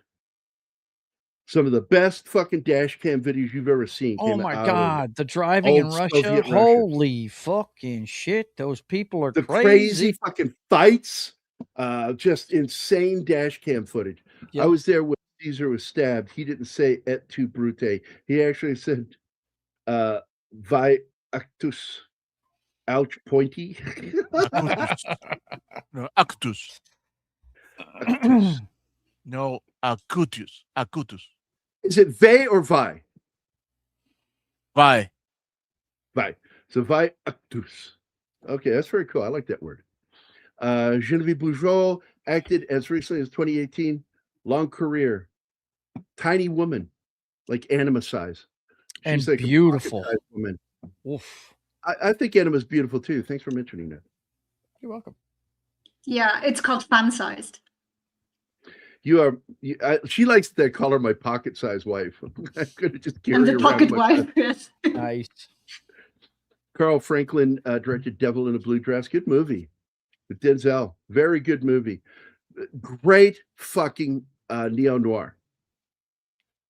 And I fucking love neo-noir. It's one of my favorite subgenres. It is not a genre, it is a subgenre. Know the difference. Noir is the genre. Anything attached to that is a subgenre.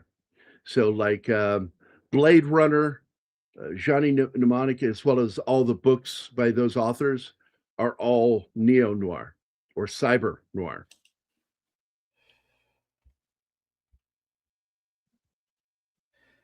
Yeah, Genevieve She's Bujold not. She's French. was in a movie called Dead Ringers. That is movie awesome. is so rough, man. What? Yeah, What it's a version? hard watch, but it's good. It's really The good. one with Jeremy Irons? Yes, sir. Yes. Mm. Jeremy Yes. Irons is the twins. Yes. Yeah. That's the movie that launched his career. Oh my God. Yeah. I don't know if And he won an again- Academy Award for that, but he should have, because you can tell the difference between the two characters, right? Until they get addicted to drugs, both of them, and then all of a sudden they just slowly become the same guy. You know, Mhm. pretty wild. It's a very good film. And going back to this film, Bill Paxton.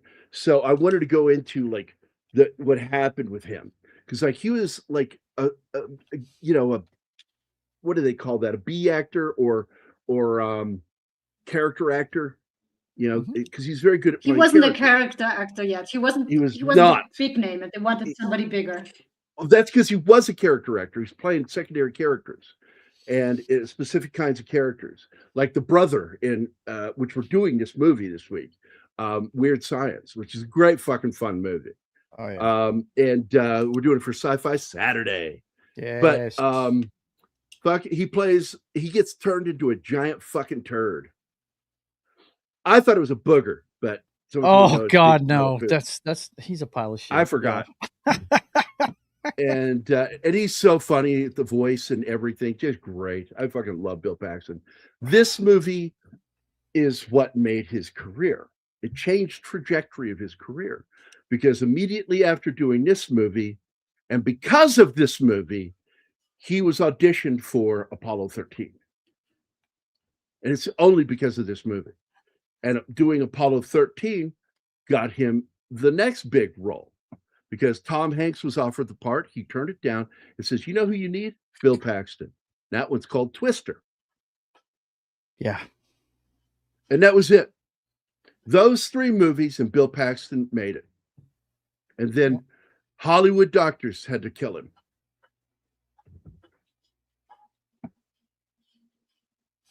Tightrope is one of those movies that my dad hated that movie. So I never got to talk to him about that movie. I love that movie.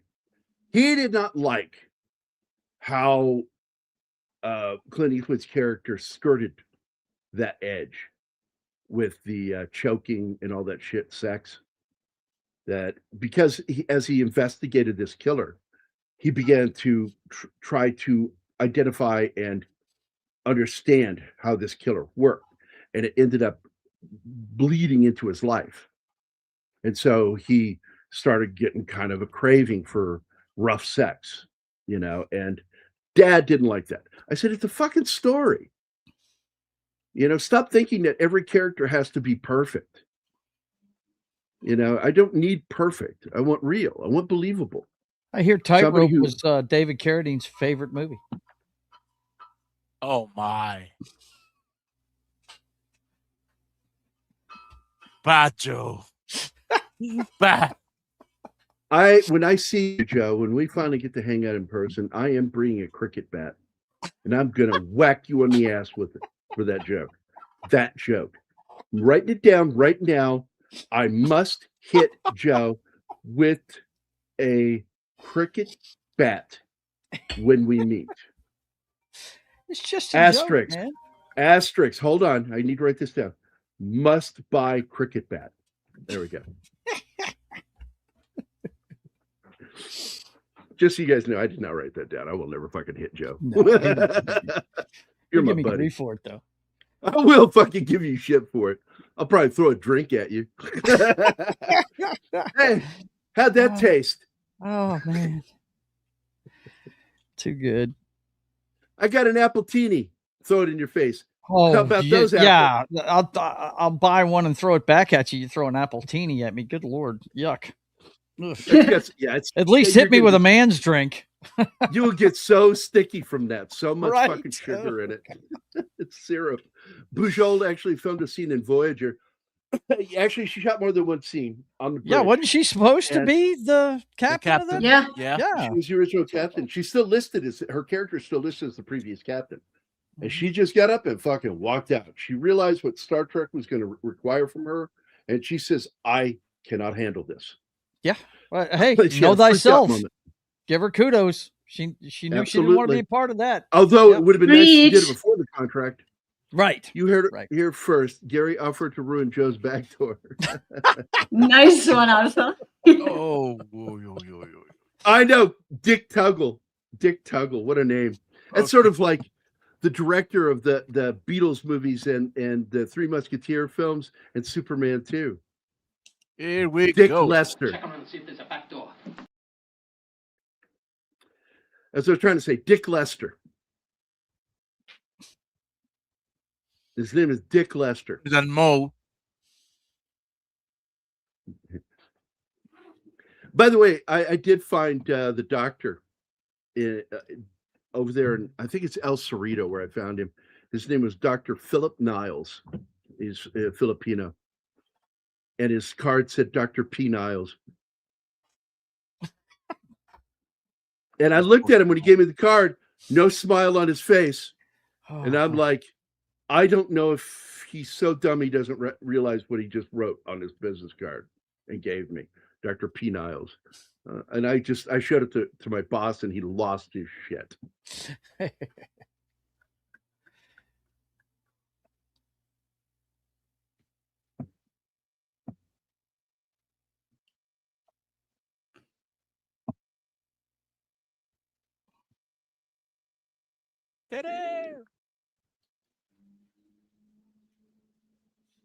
Hello. Yes. Yeah. What do you want? Not that air. Not dead air. Talk. Mumble. Yeah, say something. Say things in Spanish. It'll be funny. Talk shit about me in Spanish. People would love that. This is where she's getting together with her brother, just getting off the bus. Mm. She obviously got a hold of him to meet him in the middle of nowhere to get the info, the 911 on what's going on. Aren't they always in the middle of 411, excuse me, on what's going on?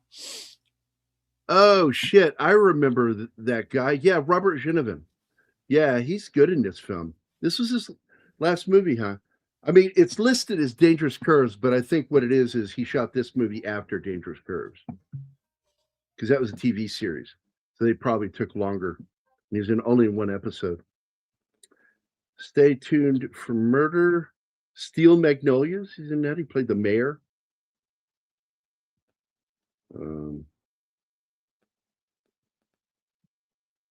Trying to look at all the shit that he was in, trying to see if there's anything I really like. Oh, I like the movie The Great Lester Boggs. It's a good movie. White Lightning, which you brought up in the chat. I saw that. Good movie. I always liked that film. It's one of my favorite films from the 70s for the action shit with Burt Reynolds. And it's kind of the one that pushed him into being a leading man in action films, is White Lightning. It showed that he can make money, that he's bankable. So, but Ginevin, yeah, that's cool. Greatest Seinfeld episode, The Ass Man, yeah, with the license plate. I love that one. Although I haven't seen Out of Time, I have never seen it either, my friend. I don't know the film. The Archbishop of Manila from 1974 to 2003 was Cardinal Sin. Oh my God. Probably Bujold backed out of Voyager because she had to relieve herself. I don't think so. From what I understand, she had a panic attack. Not everybody is made for doing shows. That's a tight schedule. Yeah, and there was a big problem that a lot of people don't know, but it came out in 2019 during a cast reunion where they finally spoke out against what was done on that show. That the actors were like, I bitched and why I didn't like the show. I didn't like Ensign Kim's performance. It was flat. It was like he couldn't fucking act. And the character was boring to begin with. He has zero growth over all these years. But here's what happened. The executive producers of the show said that the cast cannot outact any of the alien. So they have to underact when they're dealing with the aliens, any alien.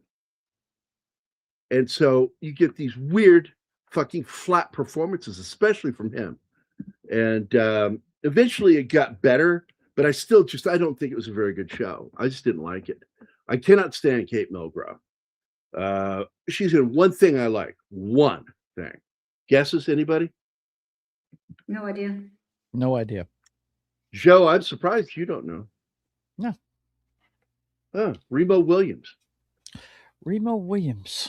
She's the female lead. Yes. Okay. Gotcha. It's the only thing I ever liked with her. Really? Yeah, so immature, his kids would drop him off at daycare. Yeah. I'm so immature. When they go to the bathroom, they drop me off at the pool. Out of Time is cool. One of the first times you see Denzel be kind of out of the great guy, you're kind of, what is that movie? Hold on, let me go look at it. Out of Time. I liked him in a weird film. But Denzel? Yeah, he's a cop in that one. A shady cop. Yeah. Yeah, Shady Cop. Yep. I remember this movie now. Yeah. He's definitely playing out of character for what he normally plays. Yes. He is a shady cop. Denzel brings such an intensity to roles that he took a film that I thought was going to be pretty bad. I really did. And made it into a very good movie with Spike Lee. And this was kind of a comedy. No, before that. And I actually really liked this film. And it came out in the 80s. Hold on, I'll find it. I can't remember the name. Carbon Copy? No, but I do that like was that his movie. first film. That was the first. I like him. Ever That in. was the first one with George Siegel, and Yep. then I love him in Heart Condition. You're not talking about He Got Game. No, where he plays the dad of that kid. No, it is this movie, but Heart Condition is really good, and I love the song. I love the song from that movie, Heart Condition. I played it for Anima, and it's just a great little song. It's called Have a Heart, and good movie. Share screen. Hold on. I will get it and show you the fucking movie. Here we go. This is one of my favorite movies he made back in that period. This was a Spike Lee movie, you said? Mm-hmm. The Mighty Quinn. Okay. I've heard of that one. I've never watched it. Oh, I thought it was Spike Lee. It's Carl Schenkel. I apologize. Okay, I was fixing to say the only one I know he did with Spike Lee was He Got Game. I love this fucking movie. Cool. And his co-star in this is fucking Robert Townsend. And he is so both of them are so good in this fucking movie. You want to talk about an underrated friggin' comedian. Robert Townsend's great. Yeah, that superhero movie he made is really good. You got Esther Roll in it. Oh my Lord. Lordy. He financed that movie with credit cards, Gary. What movie? The superhero movie he made. The one he made on his own? Yeah. Yep, that was his. Good fucking movie, man. Yeah, and Emmett Walsh is in this. Great English actor, James Fox. He plays, I think, one of the senior police officers in it because it's under police rule. Alex Cullen. There's a weird movie that Denzel was in that I saw back then too, where he's an English soldier returning to England, and it for Queen and Country, I think was the name of it. Let me go look. It's back in the 80s. Not very good. Very bad film. And it's not like he didn't try. Here it is for Queen and Country right there. Hated that fucking movie. I don't blame him. I blame the writer and the director for that. But yeah, Carbon Copy is a great fucking movie, dude. Yes, it is. And Book of Eli, another great one.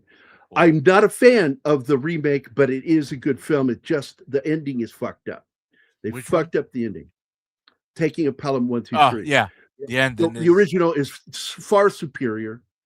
The Great Debaters is good. American Gangster, incredible. Deja Vu, I actually like that fucking movie. Inside Man, very good film. Manchurian Candidate, awful fucking movie. Yeah, Man on Fire, love that movie. And I hate it when people say this is a remake. It is not a remake. It is based on a book. And if it's based on a book, it's not a remake, it's a readaptation. Gotcha. Antoine Fisher was a good film. Yes, At a time I do remember that movie. John Q hit me harder than I thought it was going to. Dude, yeah, that's a rough movie to watch. Oh my God, An Exercise in Evil, Training Day. Oh my fucking God, his character is so evil. Remember the Titans Love that movie, which took place where I grew up, the Battlefield District of Virginia.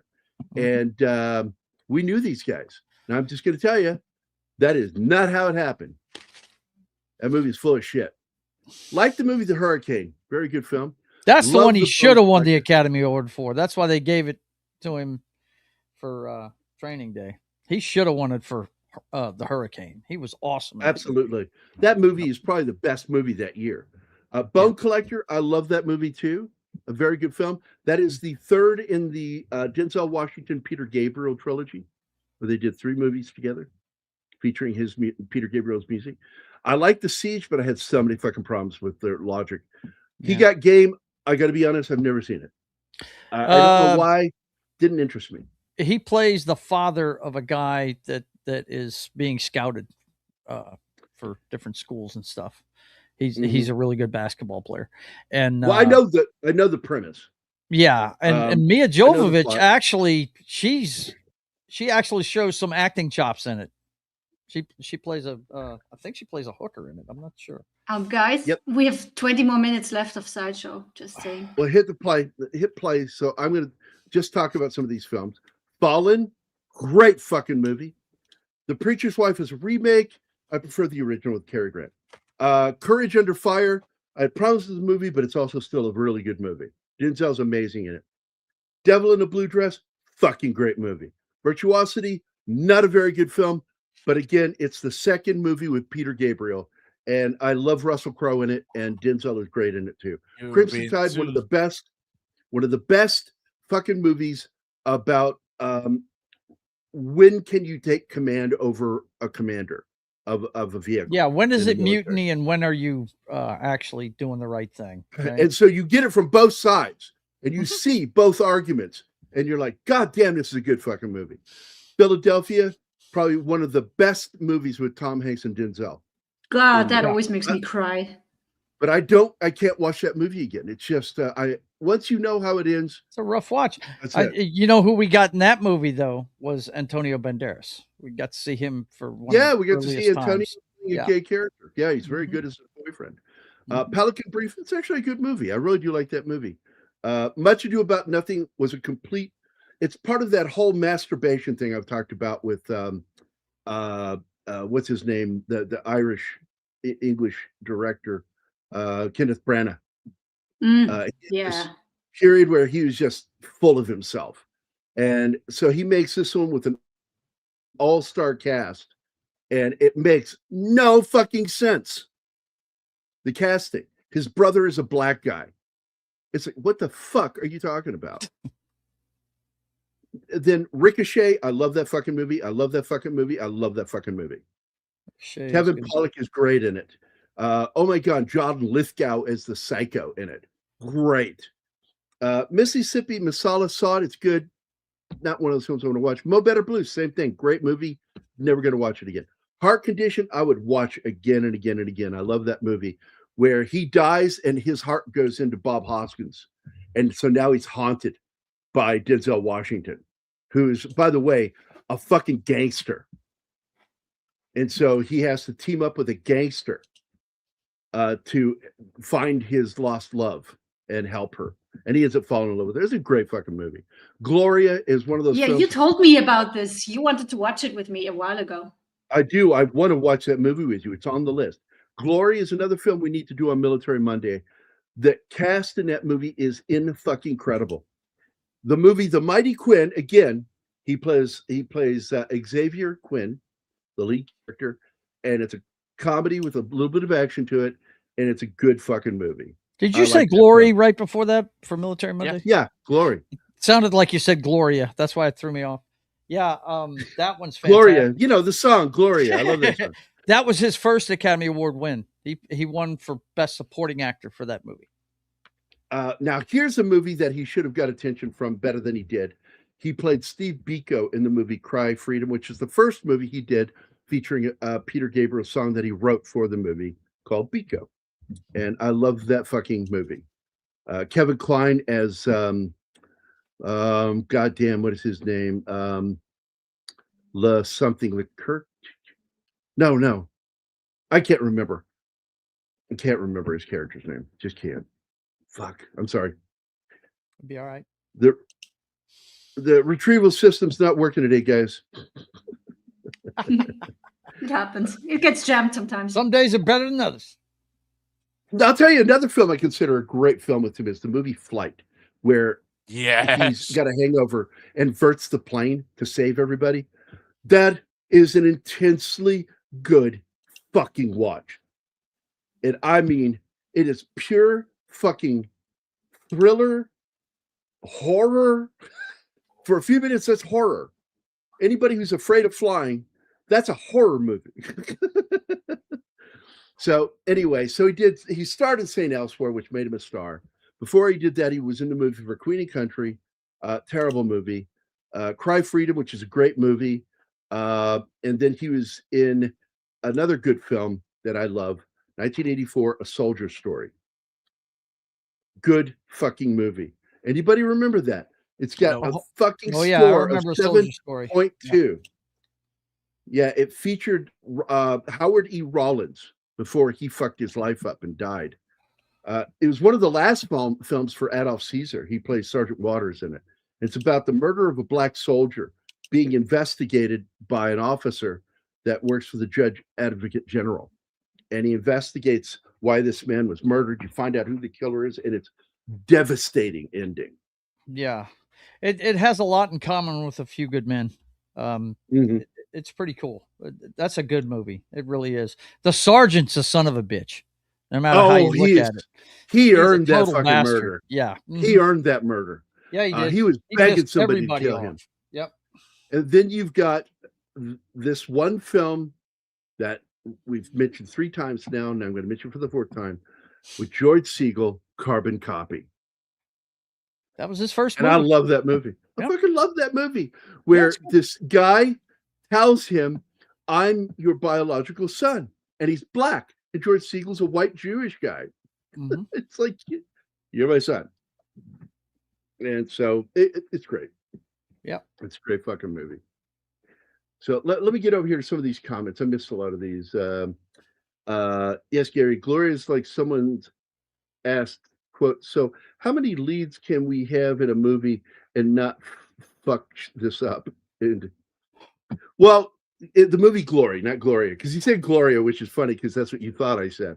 Yeah. But that movie has a lot of leads in it, you know, including Matthew Broderick playing the officer that commanded them, because blacks weren't allowed to lead blacks. It's got the Dread Pirate Roberts as his best friend, and Carrie confidant. Elways. Yep. American Beauty is creepy. I didn't like the movie American Beauty. I didn't like the film. I thought the guy walking around with the video camera is one of the guys that would have wanted to hang out with my friends and me, and we would have beat the shit out of him.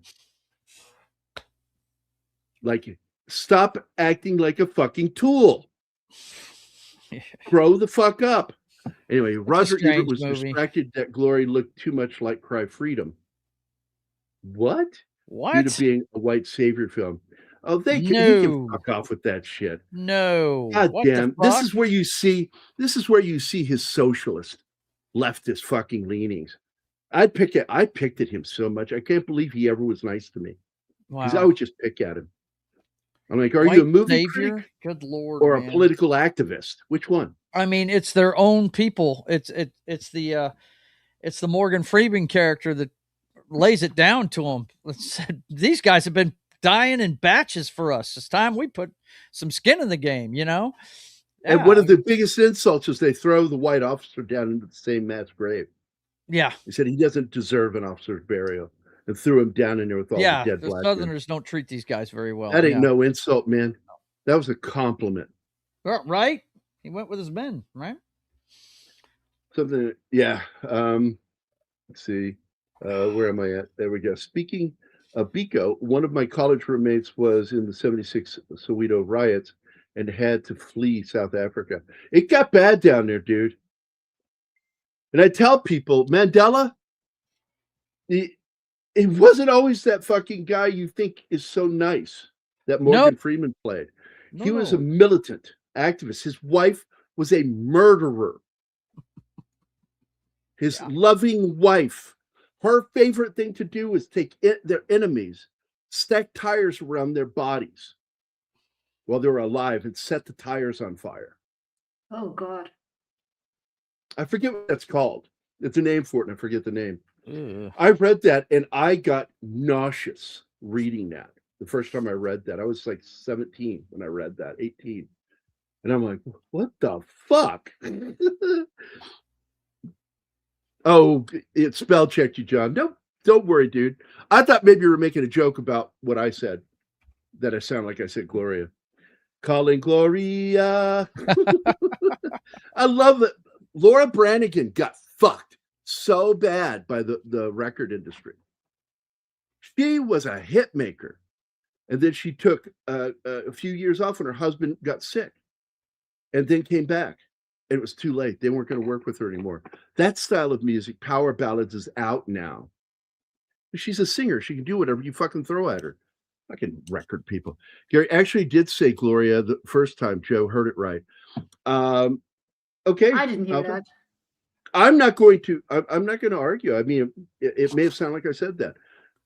What it is I say a lot, and I wonder if I like did an like too quickly. He might have done an right after he said it, guys. Yeah, Balliger Gary. I say Gloria. I'm singing Gloria, Gloria, Gloria. I think you have your number. I fucking love I love that when song. he's questioning the kid and he says, "Did your uncle tell you to say that?" Yeah. He goes, yeah. So this is pretend. Okay, let's not pretend then. That kid is so. I love the way he's stinking talking to the kid on his own Cops, level. I That's like pretty cool. cops that understand kids. Yep. Very cool And scene. that's, Yep. and so you see these guys, they're not antagonists in this story, but they're not overly friendly to the lead character, Bill Paxton. And Bill They Paxton, think they are better than him, and it sucks. We because they're not. have all met somebody like him, Bill Paxton's character. Oh yeah. Too friendly, Sure. talks way too much, doesn't know when to shut the fuck up, Wants to be everybody's buddy. wants to be friends with everyone they meet.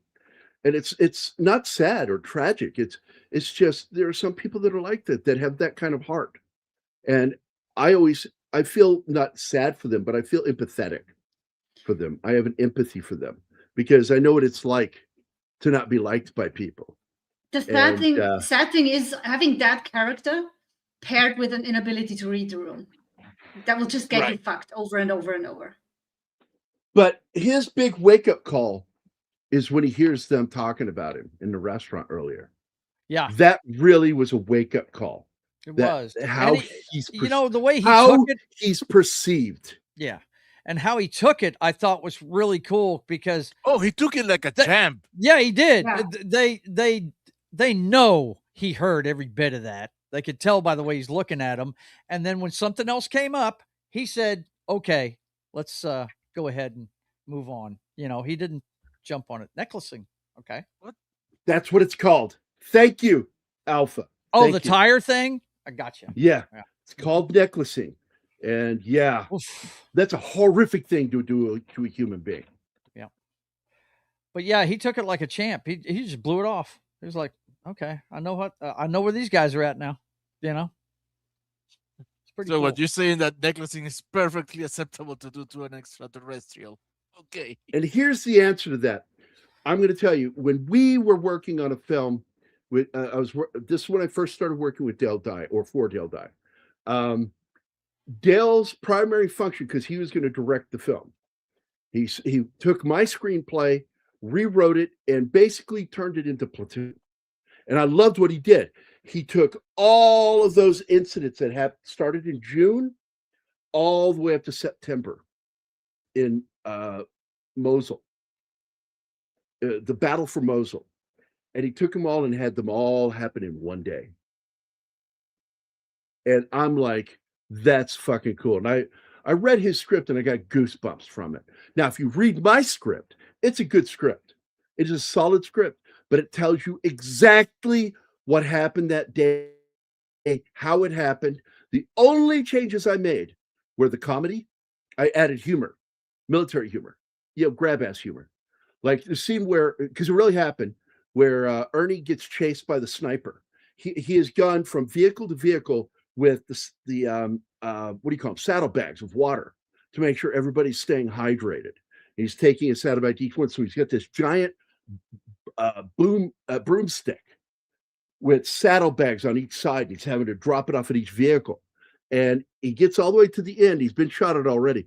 Then he has to go all the way back, and that sniper was aiming for him and hitting near him constantly. He was, jokingly doing the serpentine run, but not quite. He was running fast and maneuvering, and the sniper didn't get him. And he just got in the vehicle, and that's the end of it. That's not what I did. I said, God damn it, Ernie. So I wrote in the script, and he liked it, that he threw open one of the air guard hatches on the back of the Striker. It's the two hatches on top that open up like barn doors. And he throws one of them open and pops up with his M4 with his ACOG, and he fucking opens fire, making the sniper duck, and yells, "Not so fucking funny when it's you, is it, bitch?" He shuts the air guard hatch. And Ernie's like, "That's fucking funny." That was funny. And I also put in a scene that even Dale liked, because it is such a stressful moment in the story, because the last striker in that unit, this is the 72nd, the last striker had the hand held 50 cal. All the others were the robotic kind, aimed and controlled from down below inside the vehicle. He's sitting there with his hands on the grips and his thumbs relaxed right here in this position, which all you got to do is depress. That's it, depress. That's how you fire a 50. So he's sitting there with his hands and he's leaning back, and all of a sudden he sees this guy in the alley, this Haji, jumps out and lands right in front of the barrel of his 50 cal. Jumped right in front of it. And he said it's so weird. It was like a kid going, ha, gotcha. And on his shoulder, he had an RPG. And in real life, he just went, okay, and depressed it and hit him with one round and evaporated the upper part of his body in real life. But in the script, I added, this is the only other time I embellished, I had the RPG fire and skim right past him on the top of the striker. Because I thought you add the danger by having that happen. And you want people to see a soldier handling himself in danger. But in real life, the guy never had a chance. He just fucking depressed the bullet and says, thanks for jumping right in front of my gun. I didn't even have to aim at you. Okay, before you continue, I want to address this. Gambit, the answer to your question is in the question. Oh, that's what I was going to say is Dale Dye. No, Dale Dye said it. He said, if you want to get your star to rise as an actor, be taken more serious, be in a military movie. Be in an important military movie. And that's why so many actors jump at the chance to be in there. And they're fighting to be in that film. This is not something that the directors are planning. These are the actors asking to be put in these films. And so you get actors like back at that period, Matthew Modine, Matthew Broderick, Kevin Kline in the late 80s going into the 90s.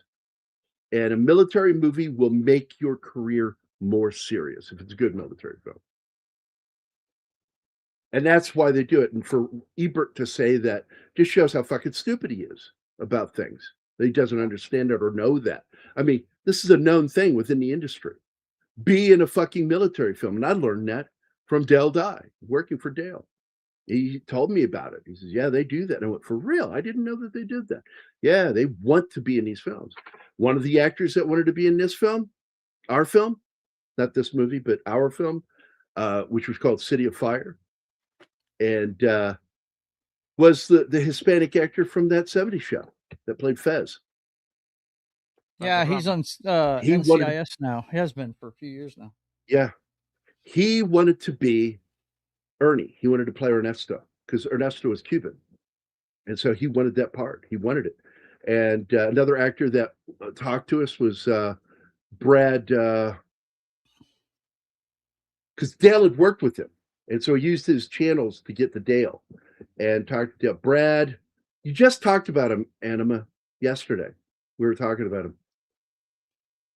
Oh my God. That shootout, by the way, we just missed because it's so short. It's kind of like the shootout at the end of Open Range. It's more the buildup than anything.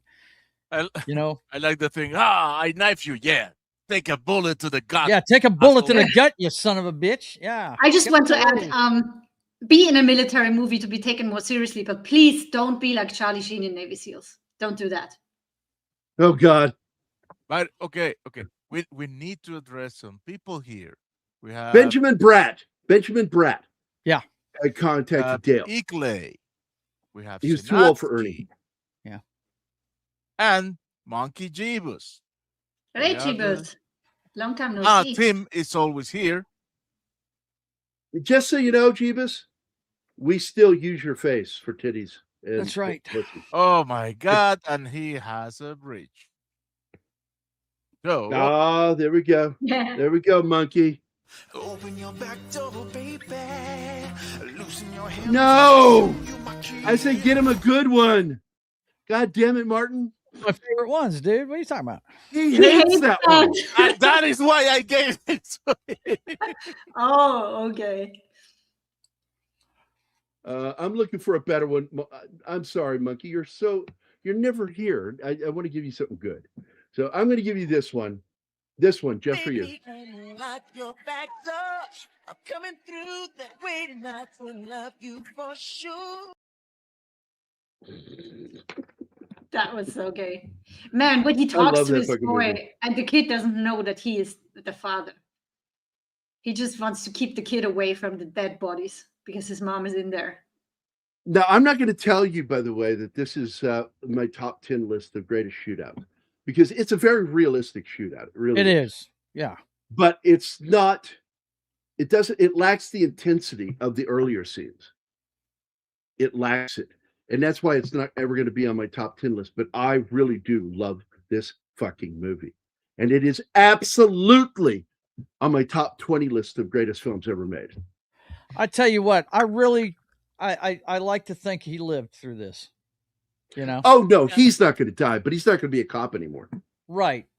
Especially when it comes out that's his kid. And yeah, you know. The director even says that. He said, you know, I like the way we end the film because you know, looking at him, that he's going to recover, but he'll never be a cop again. Yeah. His body can't handle it because of what Well, happened. also, he's a single father now, and he can't have a job where he risks his life.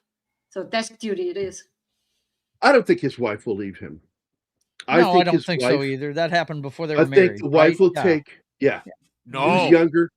No, that kid is 4 years old. His daughter is 8. He's 5. Shit. Okay. I stand corrected. Thank you, Martin. That's gonna be an awkward conversation at That's home. gonna be hard to explain. Yeah, do math, motherfucker. Learn some math. Hey. Yeah, I thought it was before then. I didn't want to. I fell off. I slid in. Boy, the black cop knew what was up, though, didn't he? Remember when he confronts him? Oh, yeah. He said, "How old do you know this girl?" And he's like, "Man, fuck you." What do you mean? What are you talking about? Oh, yeah, the black cop. He knew what was up. He saw through it immediately. He said, Yeah. We have little hurricane here. Yep. Gary, you still with us? That kid is so cute. I just want to say that. I think he may have frozen. Or he's looking something up. You never know. Oh, he just said something by now. Yeah. I can't find it. This. I'm trying to find where Sam Jackson said, you know, don't you know math, motherfucker? Or do math, motherfucker. Something like that. It was funny as shit when he said it. I love the way he says motherfucker. He says it the way you're supposed to say it. Nobody can say motherfucker like Sam Jackson. When you hear me say motherfucker, I'm just saying it the way he does. I get my wallet out of that bag. Which one is it? It's the one that says bad motherfucker. Yeah. Gary, I gotta go. I gotta say hi to Foxy before my show. You guys be good. Slipper of the high hard one from me. Have a good day. I ain't got time, man. I got time. I got a show at the bottom of the hour. I got time for that. Be 2 good, man. fucking minutes. It's all it takes. It ain't like that, bro. Do not fall for it. See you later, guys. Hey, I love you, Joe. See you later, buddy. Take care, man. Bye. Have a great show.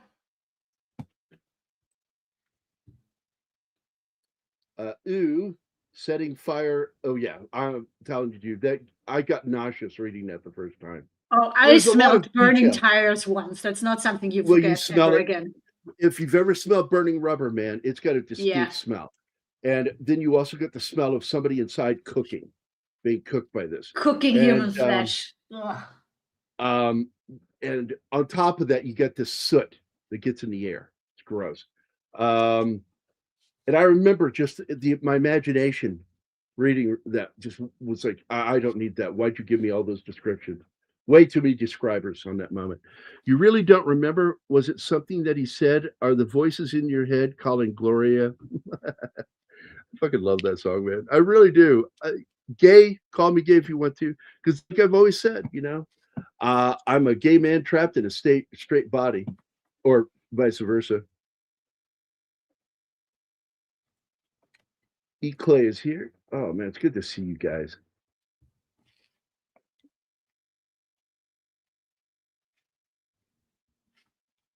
Looking for some Man, I hate James Gunn, and he easily uninspired Superman as film. But look, I said he was wrong from the beginning. Told Keith that. Keith was like, no. And I'm like, yeah. James Gunn's the wrong guy for DC. This is not going to go well. That Superman with David Cornsweet. Look, I like the kid. You and Keith I like both the kid. have been saying that. No, Keith is very pro James Gunn. Really? I thought he was criticizing him too. I was getting aggravated with him over it. Like, I don't know why you fucking believe he might be able to do this. The Superman with David Cornsweet is all wrong. It's all wrong, but I'm not going to put it on that kid because the kid did the best job he could, and I thought he believed in his character, the way he played him. I liked it. No RPG cage on the Striker. Oh, yeah. All right. Fuck. I'm going to show you this now. Fuck it. Image. I'm going to show you some of the art we did for this fucking project. I'm telling you, man, this was a serious project that we worked on. City of Fire. And everybody loved that title. I was the one that came up with it. It's a great title. Here is a page. Here's a page right here. Here we go.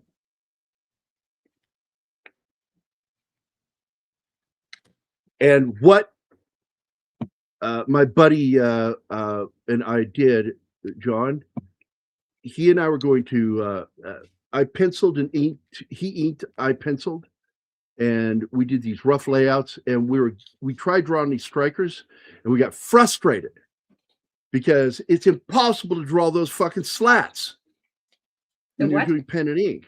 The slat armor, the no RPG cage on the Striker is called slat armor, and the slat armor so what we did, you'll like this, Alpha. We went into Google SketchUp and created the Striker based off of the blueprints, sculpted it in 3D, and then sculpted the slat armor. So we were able to fucking have these tanks, and then we would do them as pencils, very light blue lines, and then we would put them in the shot, and then John would go in and ink them over my artwork because the buildings and all that shit I'm drawing. And it was really good artwork. And of course, I'm showing how the Tactical Operations Center, or TOC, looks in it. And I show also, if you remove this, you can see the artwork at the bottom inside the Striker. And it's really fucking accurate what I did. It's like, you can't, like, we sculpted not only the exterior of this vehicle, we sculpted the full interior to show how it looked on the inside from any angle. It was a lot of fucking work doing this movie. Doing this book. And then we're going to finish the book to promote the graphic novel. We're going to do the opening story, the first act. And Kurdistan was going to produce it through their government, and just didn't happen. They had some problems. Here's one of my favorite shots where they fire the RPG at the Striker, and you see it get rocked, but the slat armor does. Yeah. And you see Ernie getting knocked away from the vehicle by the vehicle jumping a little bit. And right here to the left of that dome is the minaret of that mosque, which is where the sniper was.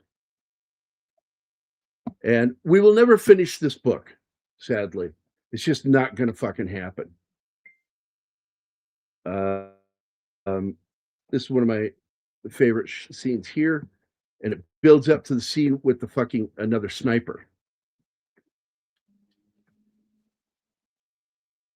This is the guy up in the air guard hatch right after it's been hit, or right before it gets hit.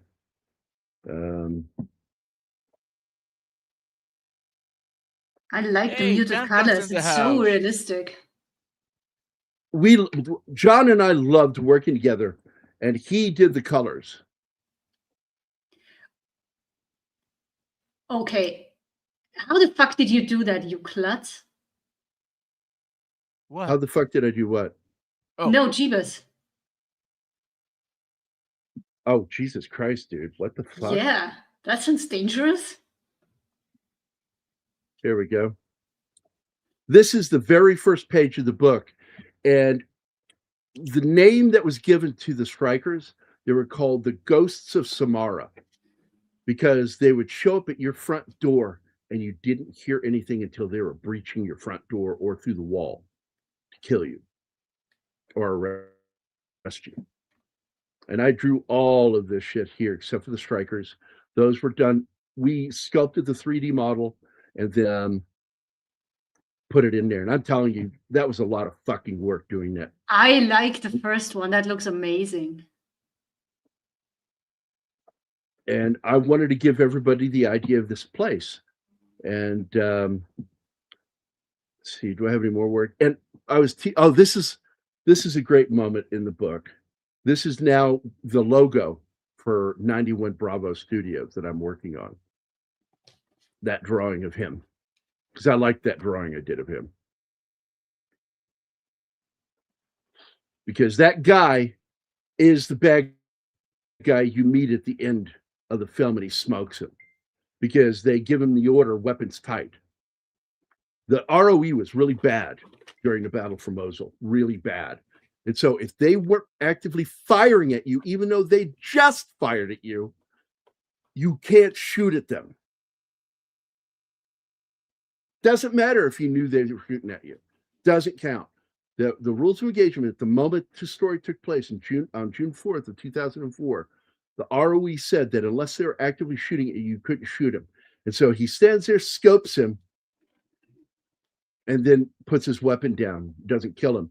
And then he ends up killing a lot of people that day. That bad guy that he should have smoked. They should have let him smoke it. And at the end of the story, we get the payoff, because in real life, they got away. In real life, they took the dead bodies that they'd killed to hide their numbers like sand people. Not kidding. Not fucking kidding. And they took off. And fuck, man. I hate even talking about it, what they did. It's so fucking evil.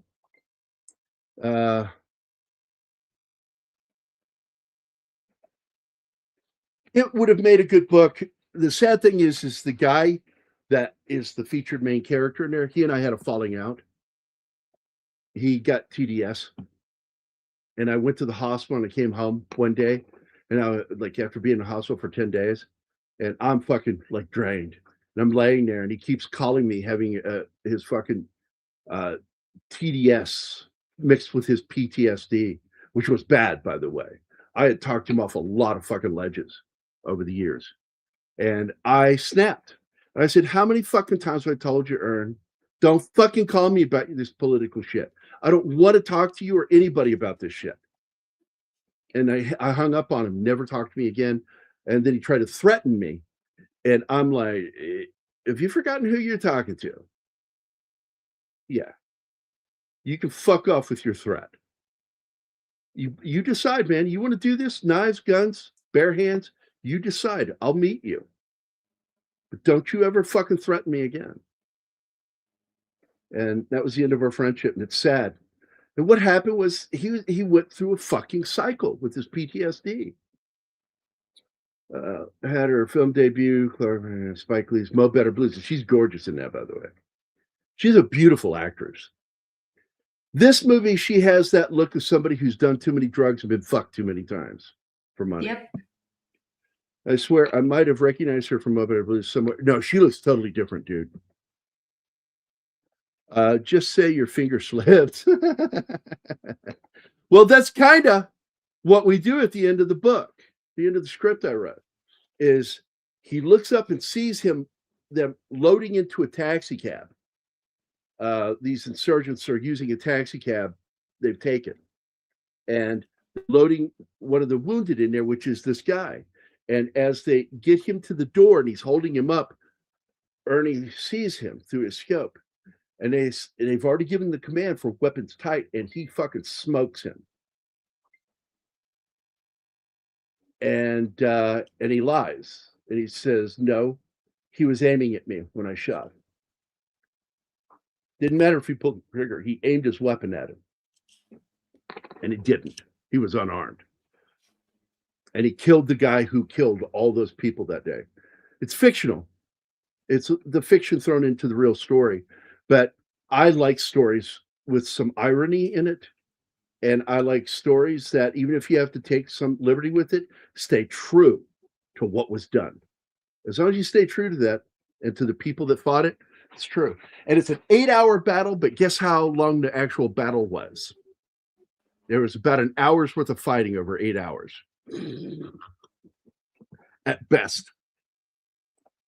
And sometimes there are moments when they're on that roof, or I mean, in those vehicles, firing at these roofs, and they're like, are they still out there? Because it's quiet. Nothing's happening. Nobody's shooting. And they're like, are they still out there? And I bet to them 8 hours felt like fucking forever. Oh, it was.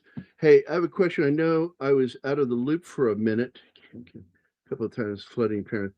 I was wondering what happened. It's still going. It's just I've had to take a break because I can't draw right now.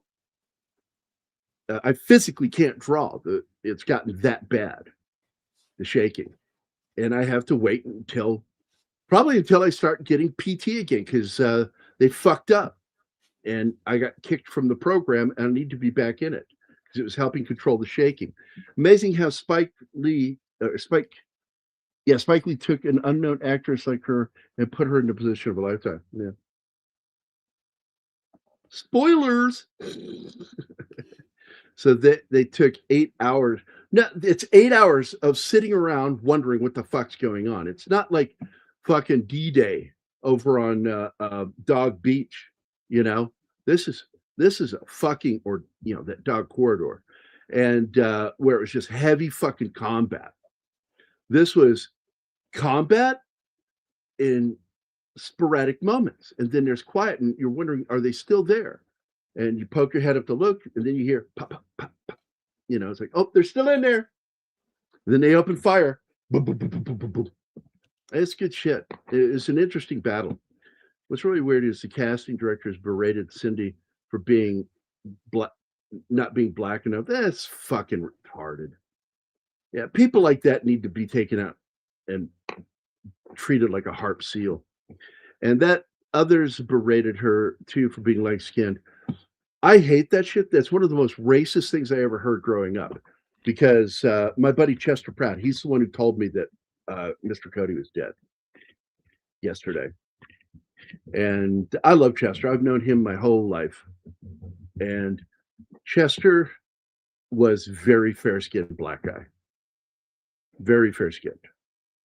Everything looked Negro. He looked Negro, but he was very pale-skinned, very white-colored. And he got picked on, and they called him High Yellow, which I didn't even know what the fuck that was until I asked him. Why do they call you that? Because I'm a white black guy. It's an old axiom that warfare is months of boredom punctuated by moments of sheer terror. Yeah, exactly. Anybody who's actually been in combat will tell you that. Like, well, yeah, combat was there, but sometimes I'm sorry to hear that. Oh, it's been going on for a while, Cam. I'm going to finish. But here's the thing that I did. I had so many fucking pages written out and drawn. It was too much for one graphic novel. So I had to split the graphic novel in half, which means I had to now write a scene into it for the end. So you have a good climax at the end of book one, instead of just, oh, well, that's as far as it went. And it just ends with this moment. And it's like, no, I don't want to do that. I don't think that's right. So I wrote this scene. I've drawn it. It's already drawn. And you'll like it. It's a shootout in a bathroom, a men's room. And holy shit, it's like the Old West kind of shootout. And I think it's one of my favorite things I've ever written and drawn. I like it. I go into every moment of the drawing of the pistol, leading up to the drawing of the pistol. And when the guy realizes, oh, if I don't draw, I'm dead. You know, he's going to kill me. And so it's a fight to the death. And it's a fucking cool scene. And men's rooms, bathrooms are horrifying places. And it's a horrifying place to die, too. to die in the shitter. I mean, when I threatened a guy once, and I really did, I told him, I said, I ever see you touch a kid. It was the guy who molested me when I was a kid. I said, if I ever see you touch a kid or look funny at a kid, I won't do anything at that moment. I will wait till you're home and I will kill you on your toilet. Dude, females' bathrooms are no better. I've been in both because in restaurants, you just have to restock towels and soap and shit. They are both gross. Like Eclaser, stop feeding the ducks so much, Gary. Oh my God. I told Anima, I showed her the park that we're going to go to when she gets here. I showed her both parks. They're great parks here in the Springfield area. And Sequiota is one of my favorites. For walking around, it's the other one. It's the Nathaniel Green Park, which is what Greene County is named after, Nathaniel Green.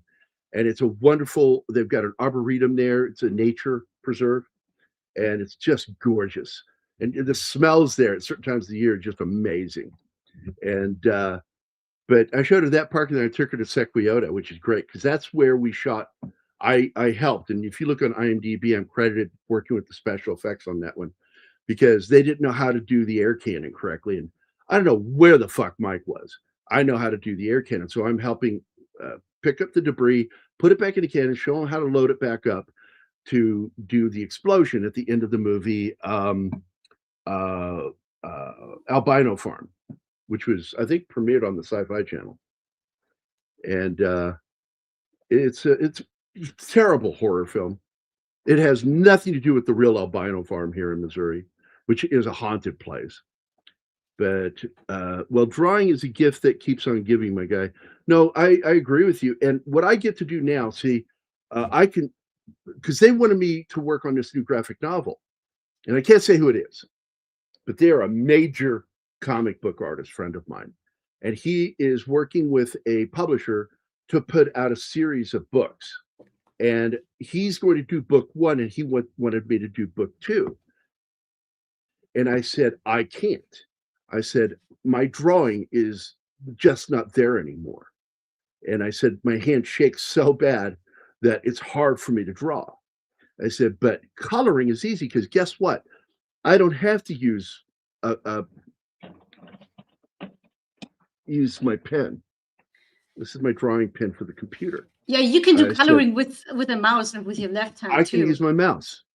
Yeah, my mouse is how I started painting, doing digital painting.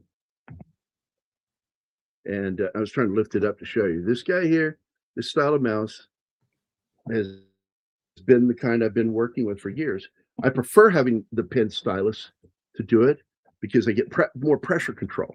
You have less pressure control. So what I end up doing is cheating when I do my coloring.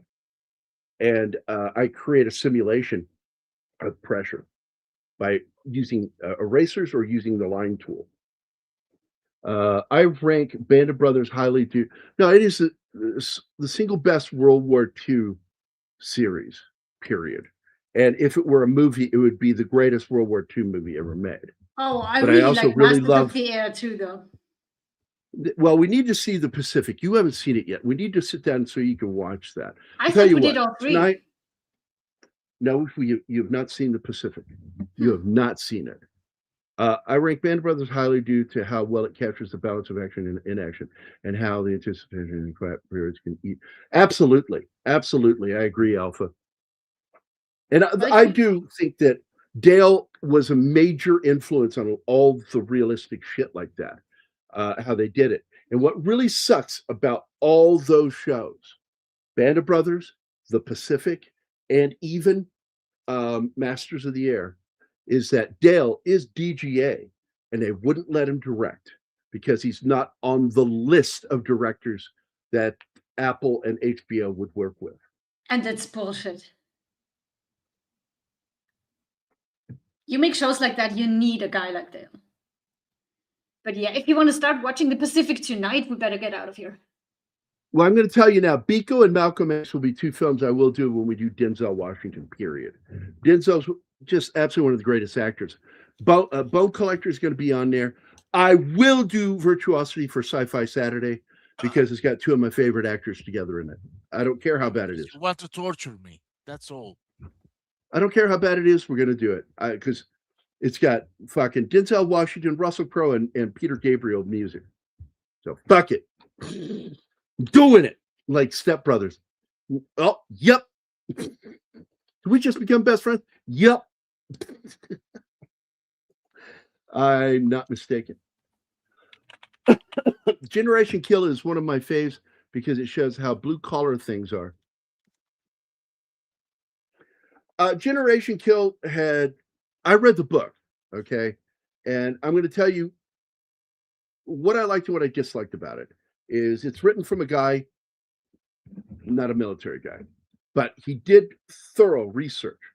And one of the things he talks about and why it's called Generation Kill is because of a psychological evaluation that was done that said that in World War II, only about 20% of soldiers actually pulled the trigger, squeezed the trigger at the enemy.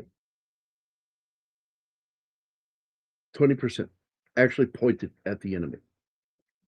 And they said it was about anywhere between 25 to 30% for Korea. Vietnam was close to about 35%.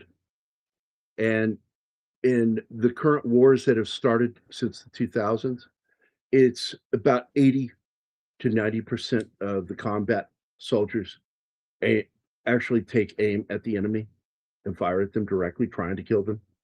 Why did it change? Where did that shift come from? One, all volunteer plays a huge part in it. Two, video game generation had an impact on that.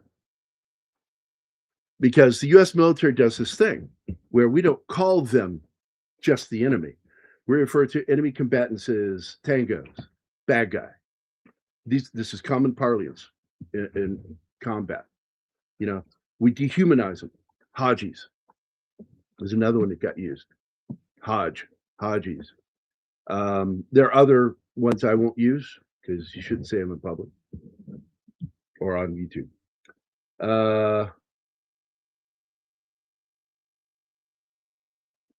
Of course, there's always my joke about Malcolm X II with Michael Caine and Sean Connery. Connery plays the part of Malcolm X, Martin Luther King, while Michael Caine plays Malcolm X. And they said, I don't understand, how can you play Martin Luther King? He's black, you're white. And he goes, well, I'll wear a hairpiece. The hairpiece joke that Anima loves so much. When she's listening. She's not listening right now. I'm tired. We're more than 20 minutes over. I just want to get out of here. To live a fire range in here, like fire range. I wonder if they've replaced the pop-up Ivans. Pop-up Haji's. They're basic black silhouettes. That's what we had. That's it. I get the Matt from Rambo Life doesn't like Spike Lee movies. Yeah, well, you get that all the time. So some people don't like him. I don't like Spike Lee, but I do like some of his films. I just don't like him. I think he's a racist. So I want to thank Snorty, John Whitaker, Gambit, John the Beagle Dad for being here, Penny, Read by Nature, 11 Alpha. Thanks for all the input, guys. Appreciate it, man, especially 11 Alpha. And of course, Gambit with all the information. E. Clay Thomason, Shinatsky, Monkey Chip, I think you'll come again. Tim. Oh, you haven't done that in a while. And Cam. We didn't do Tim's video. No, we didn't. No, we didn't. I know we didn't. By what name are you known? There are some who call me Timmy and Matt Damon.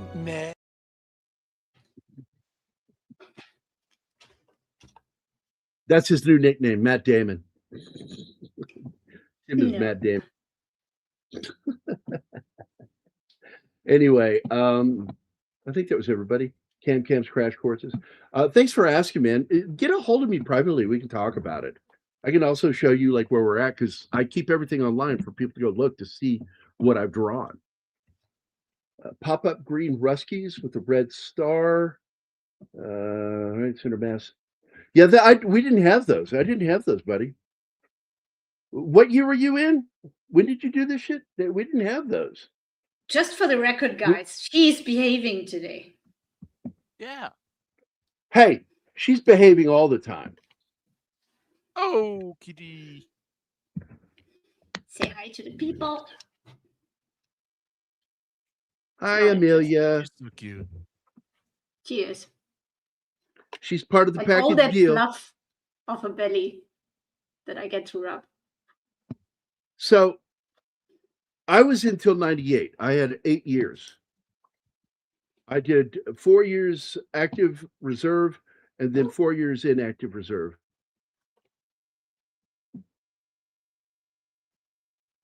$11 Alpha goes, meat. That's how you call a cat in German. Cam, you're on X, right?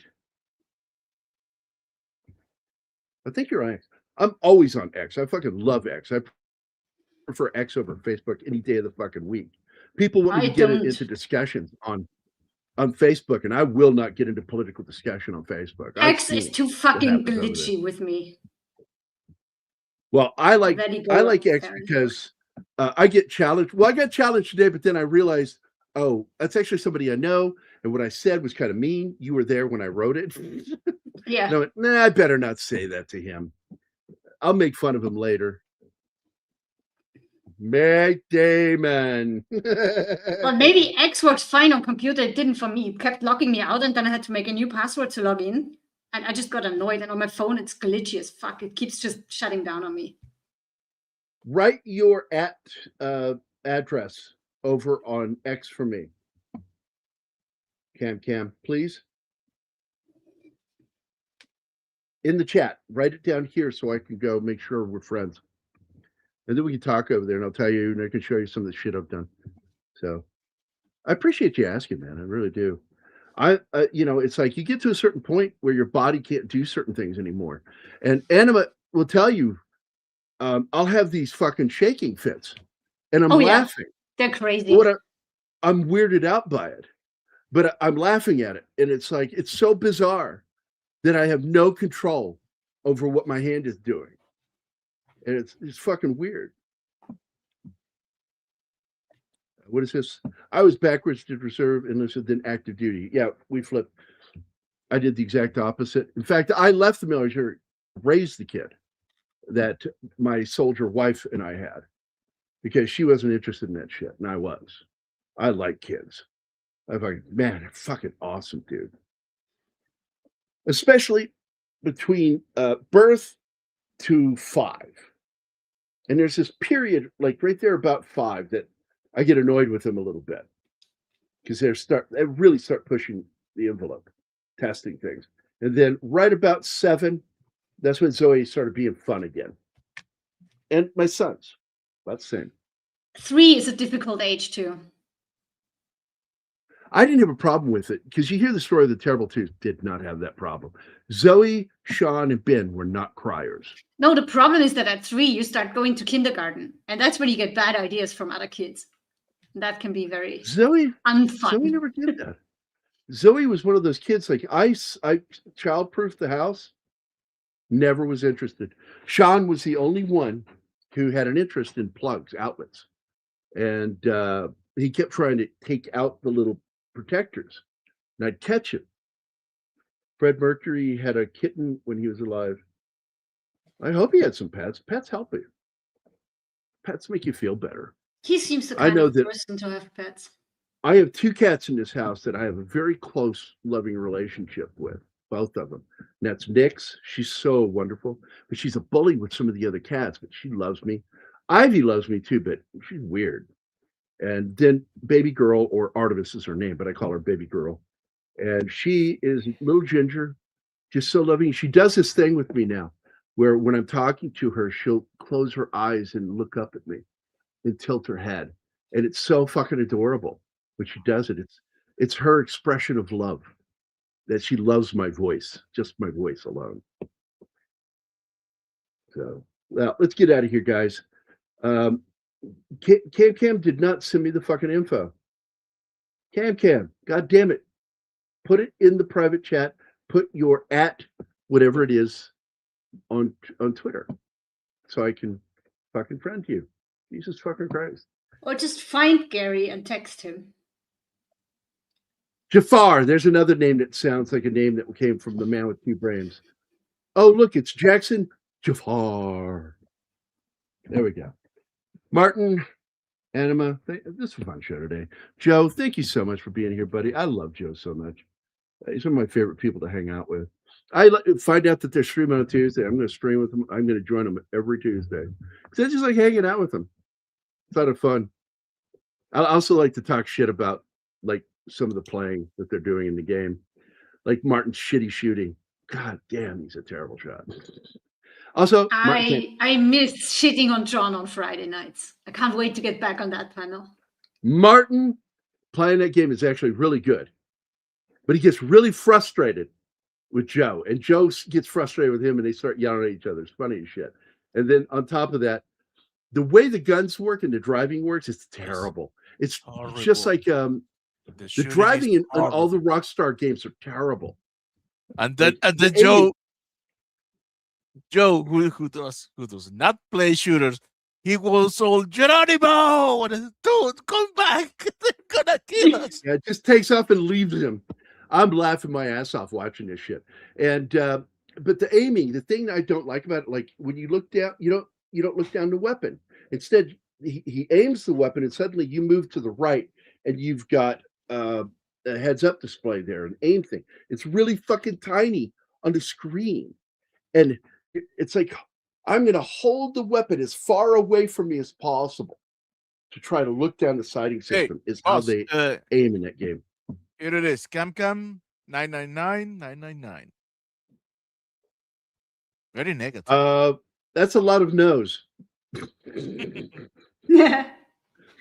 All right, buddy. Thanks.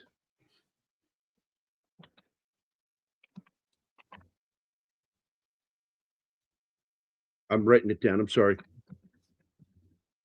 And then how many no's? 1, 2, 9, 1, 6. 2, 3, 4. Okay. 1, 2, 3, 4. Oh, 5, I get it. 6, 9. Oh. The minute you said it, I'm like, you're a nasty boy. All right, let's get out of here, please.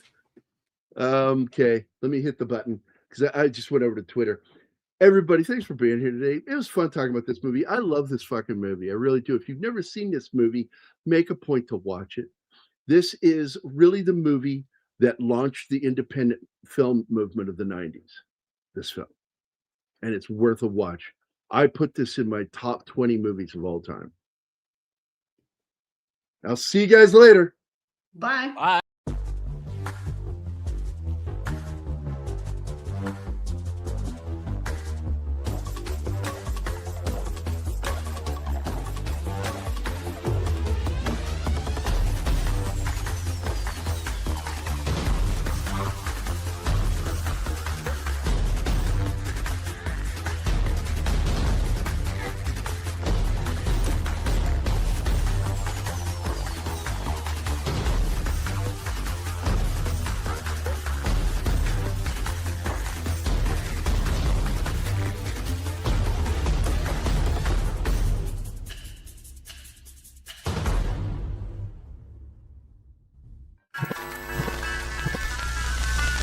Y'all come back now, you hear?